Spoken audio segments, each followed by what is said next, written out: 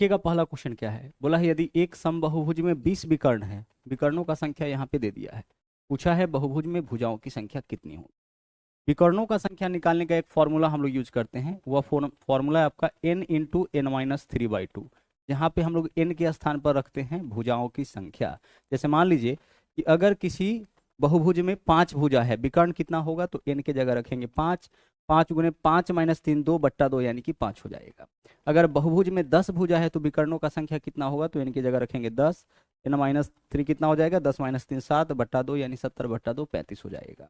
कहने का मतलब है कि जब भी किसी भी बहुभुज के विकर्णों का संख्या नंबर ऑफ डायगोनल पूछे, फॉर्मूला लगाते हैं n इंटू एन माइनस 3/2 और n के स्थान पर रखते हैं भुजाओं की संख्या।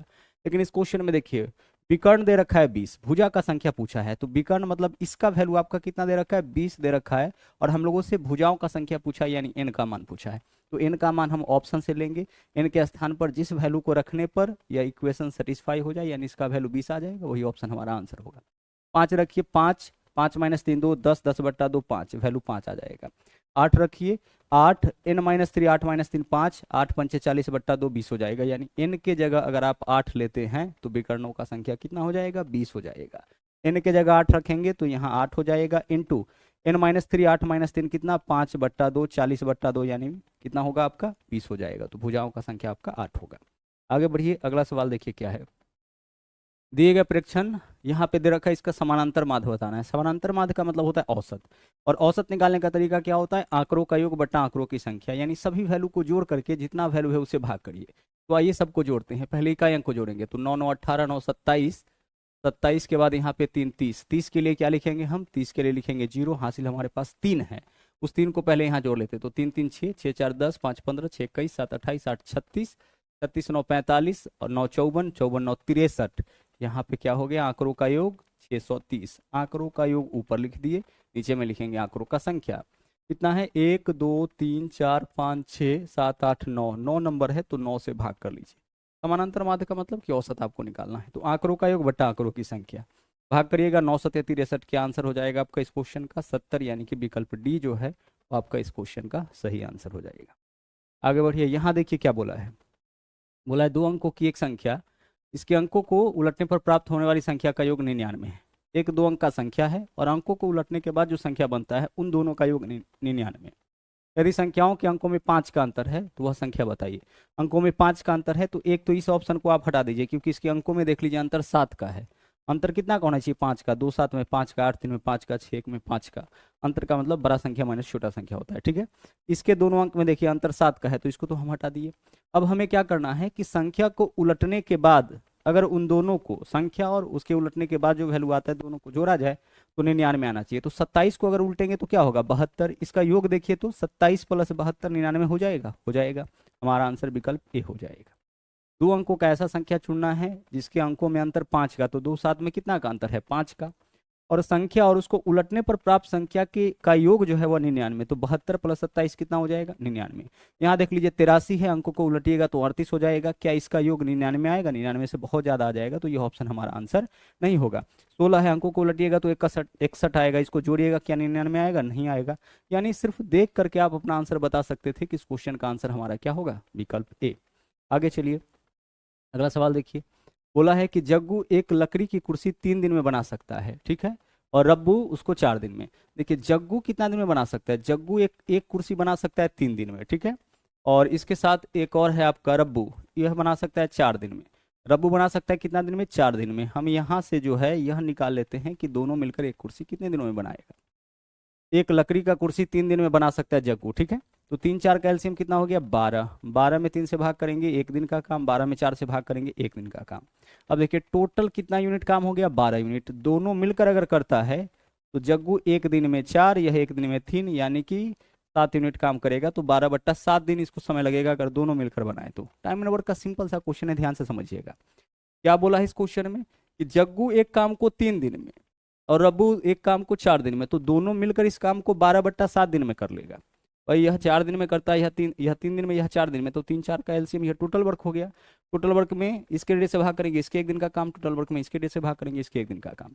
टोटल काम 12 हो गया, दोनों मिलकर 1 दिन में 7 यूनिट काम, तो पूरा 12 यूनिट काम में 12/7। अब 12/7 दिन में एक कुर्सी बनाएगा, तो 2 कुर्सी बनाना होगा तो इसका 2 गुना समय, 3 कुर्सी तो 3 गुना समय, यहाँ 14 कुर्सी बनाना है तो इसका 14 गुना समय लग जाएगा। सोल्व करिए, 7 दूना 14, 12 दूना 24 दिन इस क्वेश्चन का आपका क्या होगा, सही आंसर होगा। थोड़ा थोड़ा चीज यहाँ पे हमें सोचना है और अपना आंसर जो है वो आपको इजिली निकाल लेना है। ठीक है, क्या यहाँ पे निकालें कि 12/7 दिन एक कुर्सी में, तो 2 में इसका 2 गुना, 3 में इसका 3 गुना, 14 कुर्सी बनाना है इस तरह का, तो इसका 14 गुना समय यहाँ पे लग जाएगा। यह रीजनिंग का क्वेश्चन मिस्टेक से टाइप कर दिया है इसमें, उसको रीजनिंग वाले में डिस्कस करेंगे। बहुत ही सा बोर्ड मास का क्वेश्चन है। हमें क्या करना है, पहले भाग का क्रिया, तो 12 में 4 से भाग करेंगे 3, फिर गुना, 3 दूना 6, 7 में से 13 में से 6 माइनस करेंगे 7, विकल्प सी आपका आंसर हो जाएगा। पहले भाग फिर गुना और लास्ट में हम लोग प्लस माइनस करते हैं। आगे देख लीजिए, बोला है कि निम्नलिखित में से कौन सा विकल्प उन 2 क्रमिक छूटों को निरूपित करता है जो 84% के बराबर है। देखिए 84% के बराबर कौन सा छूट हो जाएगा, विकल्प डी हो जाएगा। आप बोलोगे विकल्प डी कैसे पकड़ लिए, देख लीजिए 20 और 80 कितना हो जाएगा 100, और माइनस 20 गुना 80 कितना हो जाएगा आपका 8 दूना 16, 1600, और नीचे में क्या लिखेंगे हम 100 लिखेंगे, इससे यह कैंसिल हो गया। 100 माइनस 16 कितना हो जाएगा 84 हो जाएगा। 2 क्रमिक छूट के बदले जब भी एक समतुल्य छूट निकालना होता है तो हम लोग फॉर्मूला यूज करते हैं A plus B minus A B बट्टा 100। अब से पहले क्या होता था, अब से पहले जो 3 सेट में क्वेश्चन आपको मिला था वहां पे 2 अलग अलग छूट दे करके एक समतुल्य छूट पूछता था। इस बार एक समतुल्य छूट दे रखा है, हमें यह बताना है कि वह 2 अलग अलग छूट कौन सा है। तो हमें ऐसा वैल्यू लेना है ए और बी का जिसको यहाँ पे रखने पर वैल्यू 84 आ जाए। तो अगर 90 और 10 रखेंगे तो 90 गुने 90 प्लस 10 100, और 100 में से 9 माइनस करेंगे क्योंकि इस दोनों का जो गुणनफल है जब यहाँ पे रखिएगा तो 90 गुने 10 900 बट्टा 100 9 आएगा। 100 में से 9 माइनस करेंगे, यह 91 वैल्यू देगा। 40 और 60 100, 100 में से आप क्या माइनस करिएगा 24, यानी कि यह वैल्यू आपका 76 देगा। हमको क्या चाहिए, हमें चाहिए 84। 20 80 100, 100 माइनस दोनों का गुणनफल 1600 बट्टा 100, यानी कि 16 आंसर आपका आ जाएगा। इस फॉर्मूला पे आपको इस वैल्यू को लेकर के आ जाना है, सिर्फ देखिएगा आंसर आपका बन जाएगा। 10% वार्षिक साधारण ब्याज की दर पे कोई धनराशि कितनी अवधि में 2 गुना, 2 गुना का मतलब होता है 100% ब्याज। जितना गुना बोलेगा ना उसमें से एक घटा लीजिए, जैसे 2 गुना एक घटाइए 100% ब्याज, 3 गुना एक घटाइए 200% ब्याज, 5 गुना एक घटाइए 400% ब्याज। तो 2 गुना बोला, इसका मतलब 100% ब्याज जो है, रेट कितना है यहाँ पे 10%, तो 100% ब्याज यहाँ पे दे रखा है। परसेंटेज ब्याज में रेट से भाग करेंगे क्या निकल जाएगा, टाइम निकल जाएगा। सोल्व करिए, प्रतिशत से प्रतिशत कैंसिल, 100 को 10 से काटेंगे क्या होगा 10, हमारा आंसर क्या हो जाएगा 10 वर्ष हो जाएगा। फिर से समझिए परसेंटेज ब्याज कैसे निकालते हैं। परसेंटेज ब्याज अगर 2 गुना 3 गुना 4 गुना इस तरीके से दिया गया है तो 2 गुना का मतलब होता है 100% ब्याज, 3 गुना का मतलब 200% ब्याज, और परसेंटेज ब्याज में अगर रेट से भाग कर लेते हैं तो टाइम आपका निकल जाएगा। आगे चलिए, 24 42 56 का एलसीएम निकालना है, यानी वह छोटी से छोटी संख्या जो दिए गए सभी संख्या से कटे वही एलसीएम कहलाएगा। तो सबसे छोटा ऑप्शन कौन सा है, सबसे छोटा ऑप्शन 168 है। इसको पहले ट्राई करिए, शुरुआत हम लोग यहाँ से करेंगे। 168 देखिए तो क्या 24 से कटेगा, तो 24 से वही नंबर कटता है जो 8 से भी कटे और 3 से भी कटे। तो देखिए क्या यह 8 से कट रहा है, 8 दूना 16, 8 एकम 8 कट रहा है 3 से, 8 6 14 और 15 अंकों का योग 15 है तो 3 से कट रहा है। यह वैल्यू 8 3 से कट रहा है, यानी 24 से कटेगा। 42 से वही कटेगा जो 7 से भी कटे 6 से भी कटे। तो देखिए 42 से यह 7 से कट रहा है, 7 दूना 14, 7 चौके 28 कट रहा है, 6 से काटे इसको, 6 दूना 12, 6 8 48, 6 से भी कट रहा है, यानी 42 से भी कट रहा है। 56 से वही कटेगा जो 7 और 8 दोनों से कटे, तो 8 से तो चेक कर चुके हैं, 7 से भी चेक कर चुके हैं, मतलब हमारा आंसर क्या हो जाएगा, विकल्प डी हो जाएगा। जब भी एलसीएम निकालना होगा बाई ऑप्शन तरीका क्या है, एलसीएम वह छोटी से छोटी संख्या होता है जो दिए गए सभी संख्या से कटता है। तो इन तीनों का ऑप्शन जो है वह छोटा से छोटा संख्या होगा जो सबसे कटेगा। तो चारों ऑप्शन में से जो सबसे छोटा वाला होगा पहले हम उसको चेक करेंगे, अगर वह ऑप्शन सबसे कट रहा है तो वही हमारा आंसर हो जाएगा, क्योंकि यह सबसे छोटा ऑप्शन है, सबसे कट रहा है तो ये हमारा आंसर। अगर यह नहीं कटता तो फिर इसके बाद जो सबसे छोटा होता है उसको चेक करते, अगर यह नहीं होता तो फिर इसके बाद जो सबसे छोटा होता है उसको हम लोग चेक करते। क्लियर, चलिए आगे बढ़िए। यहाँ देखिए यह क्वेश्चन भी आपका रीजनिंग का 2 क्वेश्चन टाइप कर दिया कल। आगे देखिए, अपनी कुल आय में से संजय 20% घर किराए पर से 70% घरेलू चीजों पे व्यय करता है। यदि वह 1800 रुपये बचाता है तो उसका आय है। हर सेट में ऐसा क्वेश्चन मिल रहा है। हम क्या करेंगे, उसका आय ले लिए x। अब देखिए x का जो कुल आय है उसका 20% किराए पे खर्च कर दिया, तो बचाया कितना 80%। 80% का वैल्यू क्या होता है 4/5, भाई 80% 80/100 यही तो बचाता है। फिर आगे देख लीजिए, शेष का 70% खर्च करता है तो बचाता कितना होगा 30%, 30% यानी कि 3/10 यही बचाता होगा। तो यही इसका टोटल बचत हो गया, जबकि टोटल बचत कितना दे रखा है आपका 1800 दे रखा है। सोल्व इसको करिए, 4 तिया 12, 12 गुने 15 आपका होता है 180, यानी इधर 150 वैल्यू हो गया।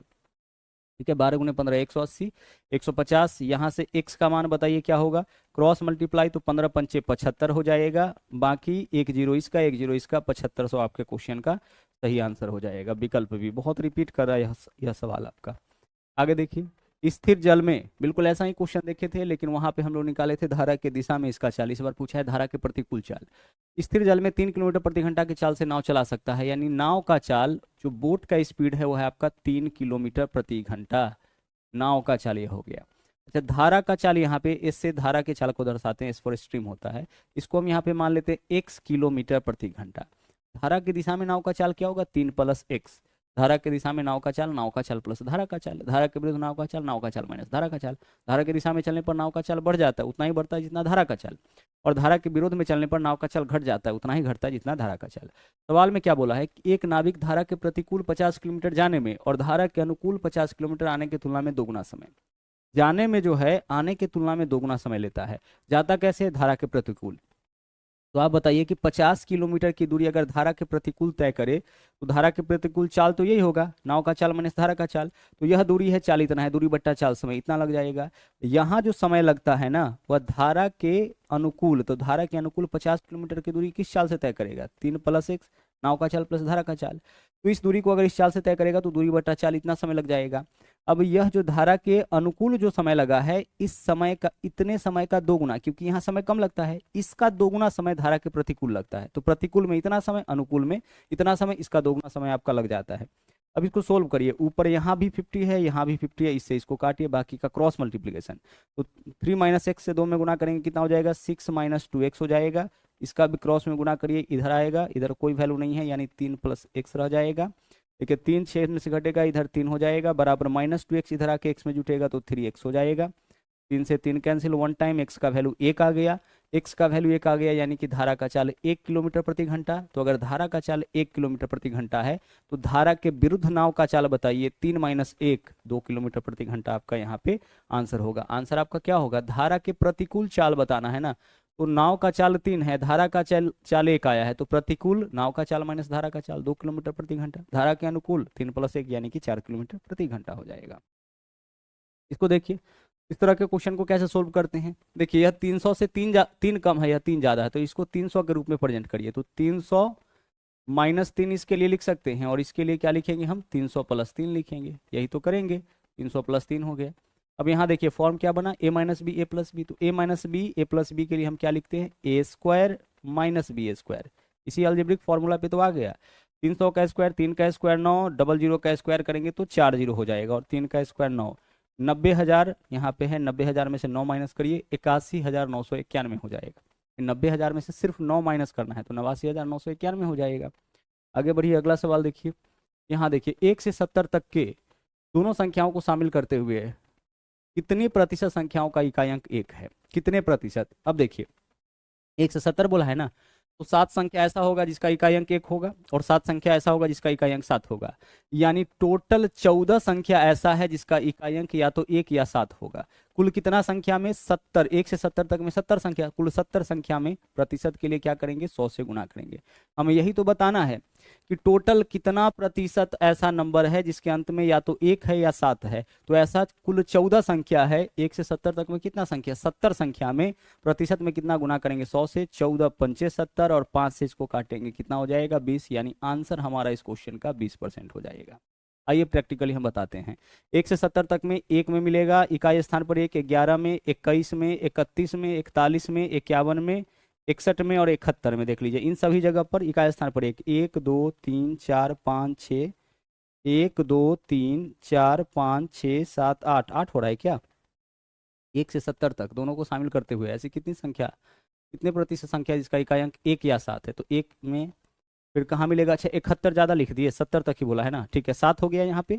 अब 7 वाला कौन कौन है, इकाई स्थान वाला 7, 17, 27, 37, 47, 57 और 67, इन सब के इकाई स्थान पर आपका क्या है, 7 है। तो इकाई स्थान पर 1 या इकाई स्थान पर 7 वाला कितना संख्या हो जाएगा, 7 और 7 14। तो हमें यही बताना था कि कितना प्रतिशत ऐसा संख्या है जिसके इकाई स्थान पर 1 या 7 है। तो ऐसा 14 संख्या है, कुल कितना में, 70 में, परसेंटेज के लिए गुना करेंगे 100 से। आगे बढ़िए, निम्नलिखित आंकड़ों का बहुलक 7 है। बहुलक कौन होता है, जिसका पुनरावृत्ति सबसे ज्यादा बार, जो सबसे ज्यादा बार रिपीट करता है। तो सबसे ज्यादा बार आपका 7 आ रहा होगा, है ना। तो 7 यहाँ देखिए, एक बार और एक 2 बार और एक 3 बार, 7 3 बार है। अब देखिए 6 कितनी बार, 1 2 3, तो 7 जो है 3 से ज्यादा बार आएगा तभी तो बहुलक होगा। इसका मतलब ये जो वैल्यू आप देख रहे हैं ना, ये भी आपका 7 का ही होगा, तभी आपका इसका बहुलक 7 होगा। इसका मतलब 2k + 1 जो है वह किसके बराबर हो जाएगा, 7 के बराबर। यहाँ से 2k का वैल्यू एक 7 में से घटेगा 6, k का वैल्यू 2 तिया 6, यानी कि हमारा आंसर क्या हो जाएगा, हमारा आंसर 3 हो जाएगा। जब भी ऐसा क्वेश्चन मिले तो क्या करना है, जो भी इस तरह का वैल्यू ना केपी वाला वैल्यू दे रखा होगा उसको बहुलक के बराबर कर देना है। यह बहुलक 7 कब होगा, जब आपका 7 सबसे ज्यादा बार आएगा। तो ये जो वैल्यू दिख रहा है वेरिएबल के फॉर्म में, यह भी 7 ही होगा। इसका मतलब इसके बराबर में हम 7 रखेंगे तभी तो यह बहुलक, इस श्रेणी का बहुलक 7 होगा ना। और यहाँ से के का मान आपका निकल जाएगा। एक कार 5 घंटे में 275 किलोमीटर की दूरी तय करता है, तो आप इसका स्पीड बताइए। 275/5 स्पीड हो गया 55 किलोमीटर प्रति घंटा। कितना हो गया, 55 किलोमीटर पर आवर। तो ये एक कार जो है 275 किलोमीटर का दूरी तय करता है कितना घंटा में, 5 घंटा में। तो दूरी बट्टा चाल, दूरी बट्टा समय से चाल निकल गया। अब बोला है चाल में 5 किलोमीटर प्रति घंटा की कमी, तो 5 की कमी कर देंगे तो स्पीड कितना हो जाएगा, 5 का जब कमी कर देंगे तो स्पीड 50 किलोमीटर प्रति घंटा हो जाएगा। अब बोला है 250 किलोमीटर दूरी तय करने में कितना समय, तो भाई स्पीड 50 किलोमीटर प्रति घंटा है, 250 किलोमीटर दूरी तय करने में इसको 5 घंटा का समय लगेगा। आप चाहे तो ऐसे कर सकते हैं, दूरी बट्टा चाल, समय निकल जाएगा। वैसे भी 50 किलोमीटर प्रति घंटा यानी 1 घंटा में 50 किलोमीटर, तो 250 किलोमीटर में कितना घंटा, 5 घंटा लग जाएगा। आगे बढ़िए, अगला सवाल देखिए। ए बी को 20% के लाभ पर एक साइकिल बेचता है, बी 25% लाभ लेकर इसको आगे बेचता है, सी इसके लिए 1500 रुपये भुगतान करता है। देखिए ए बेचा है किससे, बी से, बी किससे बेचा है, सी से, और सी कितना में लिया, सी आपका लिया है 1500 रुपये में। यानी ए जितना में बेचा बी उतना में खरीदा, बी जितना में बेचा सी उतना में खरीदा, सी कितना में खरीदा 1500 रुपये। हमसे क्या बताना है, ए कितना भुगतान किया, तो हम मान लिए ए इसको खरीदा है एक्स में। अच्छा ए खरीदा एक्स में, 20% लाभ पर बेच दिया, 20% लाभ यानी 120% में, तो 120 का मान 6/5 हो जाएगा। भाई 20% लाभ में यानी कि 120% में बेचा ना, तो 120/100, 20 से काटे 20 छके 120, 20 पंचे 100 यानी 6/5 में बेचा। जितना में एक्स लिया उसके 6/5 में बेचा। आगे देख लीजिए, अब इतना में ए बेचा बी से, बी इतना में खरीदा। बी क्या करता है 25% लाभ पर, 25% लाभ पर बेचा यानी 125/100, तो 125/100 का वैल्यू बताइए, 25 पंचे 125, 25 100 के 100, इतना में यह बेच दिया सी से, जबकि सी कितना में लिया है 1500 में लिया है। यह आपका सी का क्रय मूल्य हो गया। क्लियर, जितना में बी बेचा होगा उतना में ही सी लिया होगा। तो बी ए इतना में खरीदा, ठीक है, इतना में बेच लिया। अब इतना में बेचा तो इतना में बी लिया, बी इतना में बेच लिया, यह बी का विक्रय मूल्य है, और जो बी का विक्रय मूल्य होगा वही सी का क्रय मूल्य होगा। जब भी आप किसी वस्तु को किसी दुकानदार से खरीदते हैं, मान लीजिए किसी दुकानदार से आप कोई पेंसिल 10 रुपये में खरीदे, तो 10 रुपये उस पेंसिल का आपके लिए क्रय मूल्य है, लेकिन दुकानदार के लिए विक्रय मूल्य है। तो ए बेच रहा है बी से, यानी जितना में ए बेचेगा बी उतना में खरीदेगा, तो जो ए का विक्रय मूल्य होगा वह बी का क्रय मूल्य होगा, जो बी का विक्रय मूल्य होगा वह सी का क्रय मूल्य होगा। तो बी का हम विक्रय मूल्य निकाल लिए, वही सी का क्रय मूल्य होगा, जबकि सी का क्रय मूल्य इतना। 5 से 5 आप यहाँ पे काट लीजिए। अगर इसको काटते हैं 6 से, तो 25 छके 150, कितना हो जाएगा आपका 250। एक्स का वैल्यू क्रॉस मल्टीप्लाई 4 गुने 250 कितना होगा 1000, तो 1000 आपके क्वेश्चन का सही आंसर हो जाएगा। आगे बढ़िए, अगला क्वेश्चन देखिए। ए अनुपात बी का मान 3:2 है, यहाँ अनुपात छूटा हुआ है। ए अनुपात बी का मान क्या है, ए अनुपात बी का मान यहाँ पे दे रखा है 3:2। आगे चलिए, आगे बी अनुपात सी का मान भी 3:2 है, बी अनुपात सी का मान भी क्या है आपका 3:2 है। हमें क्या बताना है, ए अनुपात बी अनुपात सी का मान। यह है आपका दरअसल ए अनुपात बी अनुपात सी का मान, इस क्वेश्चन में हमें बताना है। हम लोग क्या करते हैं, जब इस तरह का क्वेश्चन मिलता है तो इस रेशियो को बस बैलेंस करना है। बी का मान यहाँ कुछ और है, यहाँ कुछ और है, दोनों को इक्वल करिए। तो 2 और 3 कहाँ जाके बराबर होगा 6 पे, तो 6 बनाने के लिए इस 2 में 3 से गुना और इस 3 में 2 से गुना, बी के वैल्यू को इक्वल करना है। तो 2 3 6 पे जाके बराबर होगा। 6 बनाइए, 6 बनाने के लिए इसमें 3 से गुना, जिससे भी गुना करिएगा प्रत्येक में, क्योंकि प्रत्येक पद में गुना करने पर मान में अंतर नहीं आता है। तो यह हो गया आपका 3 दूना 6, 3 तिया 9, ठीक है। 2 से गुना करेंगे 2 तिया 6 और 2 दूना 4। अब यहाँ से आप बता दीजिए ए बी सी का वैल्यू क्या होगा। तो ए के जगह 9, बी के जगह 6, चाहे कहीं से भी लीजिए, और सी के जगह 4, 9 6 4, 9 6 और 4, यही आपका आंसर हो जाएगा। 9 और 4 विकल्प सी यहाँ पे सही आंसर होगा। आगे चलिए, अगला सवाल देखिए। बोला है एक पेड़ टूटकर जमीन पर इस प्रकार गिरता है कि उसका ऊपरी हिस्सा अभी भी उसके तने से आंशिक रूप से जुड़ा हुआ है। यदि पेड़ की मूल ऊंचाई 24 मीटर है, जमीन से 30 डिग्री का कोण बनाता है, तो किस ऊंचाई से टूटा था। गौर से देखिएगा, जब भी पेड़ वाला टूटा टूटी वाला क्वेश्चन होगा तो कुछ ऐसे आप फिगर बनाइएगा। अब यहाँ देखिए, पेड़ पहले, पेड़ का ऊंचाई, गौर से समझिएगा इस क्वेश्चन को, ए बी सी इसको मान लेते हैं। देखिए पेड़ का ऊंचाई पहले यहां से लेकर के यहां तक था, कुछ ऐसे था, कैसे था, कुछ इस प्रकार से पेड़ था। अभी टूटा है, इस पॉइंट से टूटा है तो ऐसे गिरा। तो पेड़ का ऊंचाई जो होगा पूरा यहां से लेकर के यहां तक, यानी यह पार्ट और यह पार्ट पूरा पेड़ का आपका ऊंचाई है। तो पेड़ की ऊंचाई में हम क्या लेंगे, ए बी प्लस ए सी, पेड़ का जो मूल ऊंचाई है, टूटा है किस बिंदु से, ए बी बिंदु से टूटा है। ठीक है, अब आगे देखिए, यह जमीन के साथ, अब यहाँ पे जमीन है, इसके साथ यह 30 डिग्री का कोण बनाया है। कितने डिग्री का, 30 डिग्री का कोण बनाया। क्लियर, चलिए अब एक बात समझिए, यह 30 डिग्री है, यहाँ तो फिक्स है 90 डिग्री, और यह कितना डिग्री हो जाएगा आपका, 60 डिग्री होता है ना। यह 30 डिग्री है तो यह 90 डिग्री है आपका 60 डिग्री, क्योंकि राइट एंगल ट्रायंगल में और वैसे भी हाइट एंड डिस्टेंस में एक कोण फिक्स होता है 90 डिग्री। अब बाकी का जो दोनों कोण होता है उसका योग भी आपका 90 होगा, तभी तो तीनों मिलाकर के 180 होगा। तो जैसे यहाँ 30 तो यह 60, यहाँ 60 तो यहाँ पे 30। अब एक बात जो आपको समझना है, 30 डिग्री के सामने वाला भुजा का माप अगर x है ना, तो 90 के सामने वाले भुजा का माप आपका 2x हो जाएगा। यह रेशियो होता है, अपने मन से आप इसको लिख दीजिएगा। 30 के सामने वाला भुजा का माप अगर x, तो 90 के सामने वाला भुजा का माप कितना हो जाएगा, 3x। अब इस क्वेश्चन में देखिए, पेड़ का मूल ऊंचाई 24, तो पेड़ का मूल ऊंचाई बताइए, तो x प्लस 2x कितना हो गया, 3x हो गया। जबकि 3x का वैल्यू यहाँ पे 24 दे रखा है, काटे इसको, 3 8 24, तो x का मान क्या आ गया, 8 आ गया। पूछा है पेड़ किस ऊंचाई से टूटा था, पेड़ जिस ऊंचाई से टूटा है उसी को x मान है, यानी हमारा आंसर क्या हो जाएगा, हमारा आंसर यहाँ पे 8 हो जाएगा। क्लियर। अगर मान लीजिए इसका मान पूछता, तो 30 डिग्री के सामने अगर x है तो 60 डिग्री के सामने √3 इंटू एक्स हो जाएगा। अगर हमसे यह पूछा कि पेड़ का जो शीर्ष है वह जमीन से कितनी दूरी पे जाके गिरा है, √3 गुना x का मान 8 है, 8√3 हम अपना आंसर यहाँ पे करते। आगे चलिए, अगला सवाल देखिए, 12 सेंटीमीटर त्रिज्या वाले एक ठोस धातु के गोले को पिघलाकर 2 सेंटीमीटर त्रिज्या वाले छोटे गोले के रूप में ढाला जाता है। ऐसे कितने गोले बनाए जा सकते हैं। जब भी गोला का संख्या पूछेगा ना, तो बड़े गोले का त्रिज्या ऊपर रखिएगा, छोटे गोले का त्रिज्या नीचे रखिएगा, और बस इसका कर लीजिएगा क्यूब। तो 12/2 6, 6 का क्यूब कितना, 216। यही आपके क्वेश्चन का आंसर। वैसे तरीका क्या है, हम क्या करते हैं, बड़े गोले का आयतन निकालते हैं, तो 4/3 पाई r क्यूब, तो r के जगह 12, 12 का हम क्या कर लेंगे, क्यूब कर लेंगे। बड़े गोले का आयतन, इसमें छोटे गोले के आयतन से भाग करिए, तो छोटा गोला का आयतन क्या होगा, 4/3 पाई, छोटा गोला का त्रिज्या 2 दे रखा है तो 2 का क्यूब कर लीजिए। 4/3 पाई यहाँ भी है, यहाँ भी है, कैंसिल हो गया। ऊपर में 12 का क्यूब, नीचे में 2 का क्यूब, तो इसको ऐसे लिख सकते हैं ना, 12/2 का होल क्यूब, क्योंकि दोनों जगह तो क्यूब ही हो रहा है।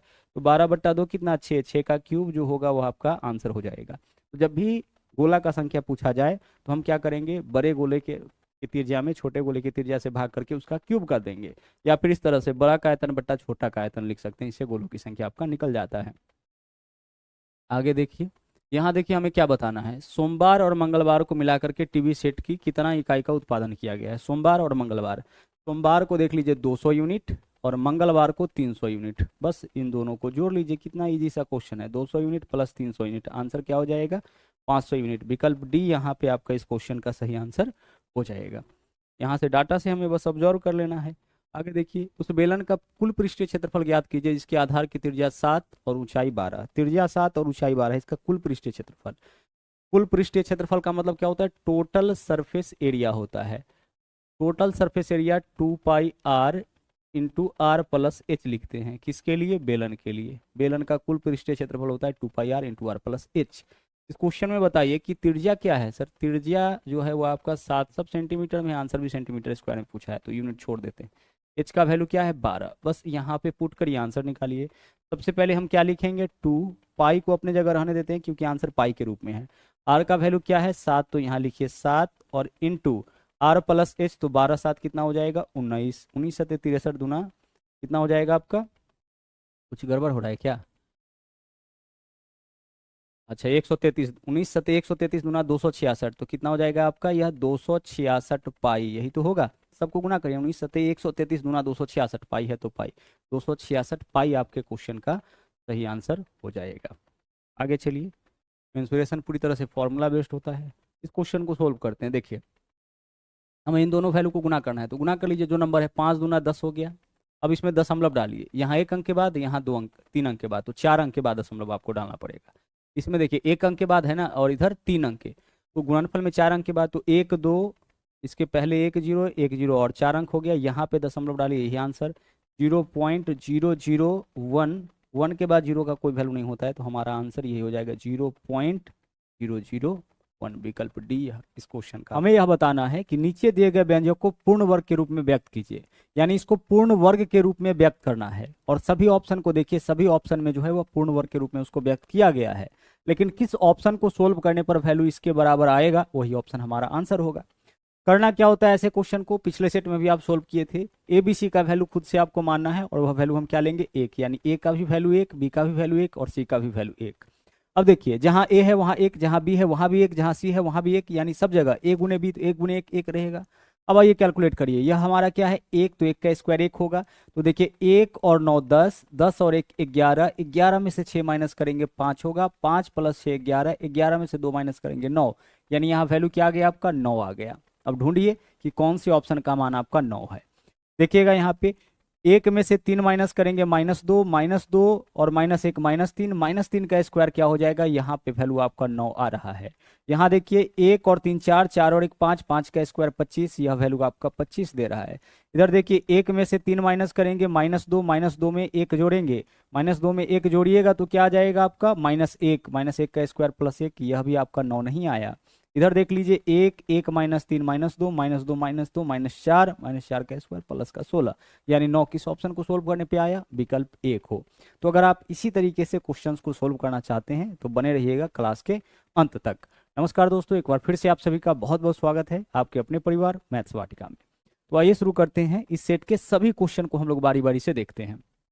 पहला क्वेश्चन क्या है देखिएगा, बोला है 72 किलोमीटर प्रति घंटा के चाल से चल रही एक रेलगाड़ी को एक खंभे को पार करने में 24 सेकंड का समय लगता है, तो हमें रेलगाड़ी की लंबाई बताना है। ध्यान से देखिएगा, रेलगाड़ी का स्पीड क्या है 72 किलोमीटर पर आवर। तो एक चीज आपको पता होना चाहिए कि स्पीड अगर किलोमीटर पर आवर में है तो आप उसमें 5/18 से गुना कर दीजिए, इससे आपका क्या होता है स्पीड आपका मीटर पर सेकेंड में कन्वर्ट हो जाता है।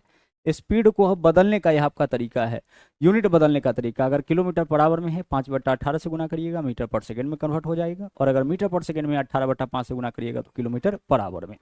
अब इसको मीटर पर सेकंड में क्यों कन्वर्ट कर रहे हैं, क्योंकि समय जो है वह सेकंड के रूप में दिया है। तो यह हो गया रेलगाड़ी का स्पीड, और इस चाल से समय लगता है 24 सेकेंड। तो चाल गुना समय, इसी से क्या निकलेगा दूरी निकलेगा, और जो दूरी है वह क्या है रेलगाड़ी का लंबाई है, क्योंकि 24 सेकंड में रेलगाड़ी जो है वो क्या है खंभे को पार किया है। और खंभे को पार करने का मतलब है रेलगाड़ी अपनी लंबाई इतनी दूरी तय की है। किसी व्यक्ति को पार किया इसका मतलब रेलगाड़ी खुद की लंबाई इतनी दूरी तय की है। यहाँ से देख लीजिए सेकंड से सेकंड कैंसिल हो जाएगा, 18 चौके 72, 5 चौके 20, 24 गुने 20 कितना हो जाएगा आपका 24 गुने 20 548 या सॉरी 480।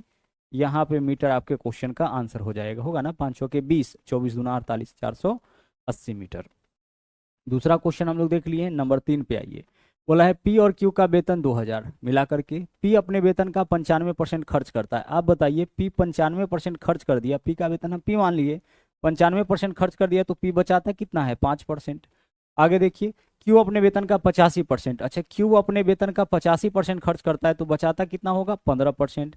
यह हो गया पी का बचत, यह क्यू का बचत, दोनों का बचत यहाँ पे बोला है बराबर है, इसलिए हम दोनों का बचत निकाले। भाई पी 95% अपने आय का खर्च करता है, यानी बचाता कितना होगा अपने आय का 5%। पी का आय हम पी मान लिए, क्यू का आय हम क्यू मान लिए। अब इसको सोल्व करिए, देखिए 5% से काटेंगे 15% को, कितना वैल्यू आएगा इधर 3। यहाँ से आप पी अनुपात क्यू का मान निकालिए, जो पी के सामने वैल्यू दिख रहा होगा वह पी का मान, और जो क्यू के सामने दिख रहा होगा क्यू के सामने कुछ नहीं मतलब ये क्यू का मान 1 हो गया। तो पी और क्यू के वेतन का अनुपात यहाँ से निकल गया, क्योंकि पी का वेतन पी माने थे, क्यू का वेतन क्यू माने थे। आगे देखिए पी और क्यू का मिलाकर के वेतन कितना है 2000। यहाँ से बताइए अनुपात में पी और क्यू का वेतन कितना 4, यानी 2000 जो है अनुपात 4 का मान है, 4 से भाग कर लिया अनुपात 1 का मान निकला। हमें क्या बताना है अब उनका बचत समान, पी का वेतन क्या होगा, पी का वेतन यानी अनुपात 3 का मान क्या होगा, तो 3 से हम क्या कर लेंगे गुना कर लेंगे, जिसका मान दिया है उससे भाग, जिसका मान पूछा है उससे गुना। 4 से काटेंगे कितना बार में कटेगा 500, 500 गुने 3 1500। आपके क्वेश्चन का यह आपका क्या होगा सही आंसर हो जाएगा, यानी कि विकल्प सी आपका राइट आंसर यहाँ पे बन रहा है। आगे बढ़िए, आगे देखिए क्या है क्वेश्चन, बोला है कि अरुणा ने जयश्री से 9000 की धनराशि 10% वार्षिक चक्रवृद्धि ब्याज के दर पर ऋण लिया, जो वार्षिक रूप से संयोजित होता है। सभी बकाया चुकाने के लिए अरुणा द्वारा 2 वर्ष के बाद कितना भुगतान किया जाएगा, 2 साल के बाद। यहाँ गौर से समझिएगा 10% का मतलब 1 साल में राशि 110 हो जाएगा, कितना से 100 रुपया से। अगर मूलधन 100 रुपया है ना तो इससे राशि कितना हो जाएगा आपका 110 रुपया हो जाएगा। 10% ब्याज जोड़ा जा रहा है, इसका मतलब यही है कि अगर मूलधन 100 है तो मिश्रधन क्या होगा 110 हो जाएगा। 1 साल में, 2 साल में कितना, तो इसका पावर 2 कर लीजिएगा। 3 साल में कितना, तो इसका पावर 3 कर लीजिएगा। 4 साल में कितना, तो इसका पावर 4 कर लीजिएगा। अब 0 से 0 काटिए। 11 का स्क्वायर 121 और 10 का स्क्वायर 100, यानी कि अगर मूलधन 100 रुपया है तो 2 साल में मिश्रधन हो जाएगा 121 रुपए। क्वेश्चन में देखिए क्या दिया है, 9000 की धनराशि, यानी कि 9000 हमारा मूलधन है। तो मूलधन यहाँ पे 9000, यहाँ देखिए यूनिट वाइज मूलधन हमारा कितना है 100, यानी कि 9100 यूनिट का मान है। हमें बताना है कुल धनराशि ज्ञात कीजिए, यानी मिश्रधन ज्ञात कीजिए। कहने का मतलब 121 यूनिट का मान क्या होगा, 121 से गुना, 00 से 00 कैंसिल हो गया, 1 0 है तो 1 0 देंगे। 9 से गुना करिए, 9 एकम 9, 12 नमा 108, यानी 10,890। यही क्या होगा, यही आपका मिश्रधन हो जाएगा। अगर ब्याज निकालना होता तो देखिए यह मूलधन है, यह आपका मिश्रधन है। ब्याज कितना होता है इसमें 21, तो अगर ब्याज निकालना होता चक्रवृद्धि ब्याज तो हम 21 यूनिट का मान निकालते। क्या करना है फिर से समझिए, रेट आपका 10% था, यानी मूलधन अगर 100 रुपया है तो मिश्रधन, ऊपर में क्या लिखे हैं हम मिश्रधन लिखे हैं और नीचे में क्या लिखे हैं मूलधन लिखे हैं, ठीक है। 1 साल में, 2 साल में तो पावर 2, 2 साल में अगर मूलधन 100 है तो मिश्रधन कितना हो जाएगा 121। अगर मूलधन दिया है इसका मतलब 100 यूनिट का मान दिया है, अगर मिश्रधन देता है इसका मतलब 121 यूनिट का मान देता है। तो जिसका मान देगा उससे भाग कर लेना है, जिसका मान पूछेगा उससे गुना कर लेना है, बस। आगे बढ़िए। अगला है 9 संतरे और 8 केले का कीमत 276 रुपए। तो हम एक संतरा का कीमत 100 रुपया मानते हैं, तो 9 संतरा का कीमत 9 रुपया हो जाएगा, और प्लस 8 केला, एक केला का कीमत वाई रुपया, तो 8 केला का कीमत 8 वाई रुपया मान लिए, और इसका वैल्यू कितना है आपका 276 दे रखा है, ठीक है। ये आपका लीनियर इक्वेशन का क्वेश्चन। आगे बोला है संतरा का मूल्य 10% कम हो जाता है। देखिए संतरा का मूल्य पहले x था, अब यह 10% कम हो जाता है, यानी कि इसका 90% इतना संतरा का अब कीमत हो गया। पहले संतरा का जितना भी कीमत था उसमें 10% की कमी हो गई, यानी संतरा का जो भी कीमत था पहले वाले कीमत के 90% के बराबर अब उसका कीमत हो गया। अब बोला है और केले का मूल्य वही रहता है, यानी केले का मूल्य चेंज नहीं हुआ है। तब 5 संतरा और 10 केला, यानी इस तरीके से कितना संतरा 5, एक संतरा का यह कीमत हो गया, अब 5 संतरा का कीमत इतना, और प्लस कितना केला है 10 केला है, तो एक केला का कीमत y, तो 10 केला का कीमत क्या हो जाएगा 10y, और इसका वैल्यू क्या है आपका 210 है। एक बार इसको सोल्व करिए। देखिए एक तो ये हमारा इक्वेशन है, दूसरा हम लोग सोल्व करने के लिए जा रहे हैं। देखिए 0 से 0 कैंसिल, 9 पंचे 45 में 10 से गुना करेंगे तो 4.5 गुना x होगा, यही तो होगा। देखिए 9 पंचे 45 में 10 से गुना करिएगा, 4.5 में x से गुना 4.5x, और प्लस इधर क्या होगा 10y, और बराबर इधर वैल्यू है आपका 210। ऐसा करते हैं, यह हमारा हो गया समीकरण नंबर 2, यह हमारा समीकरण 1 था।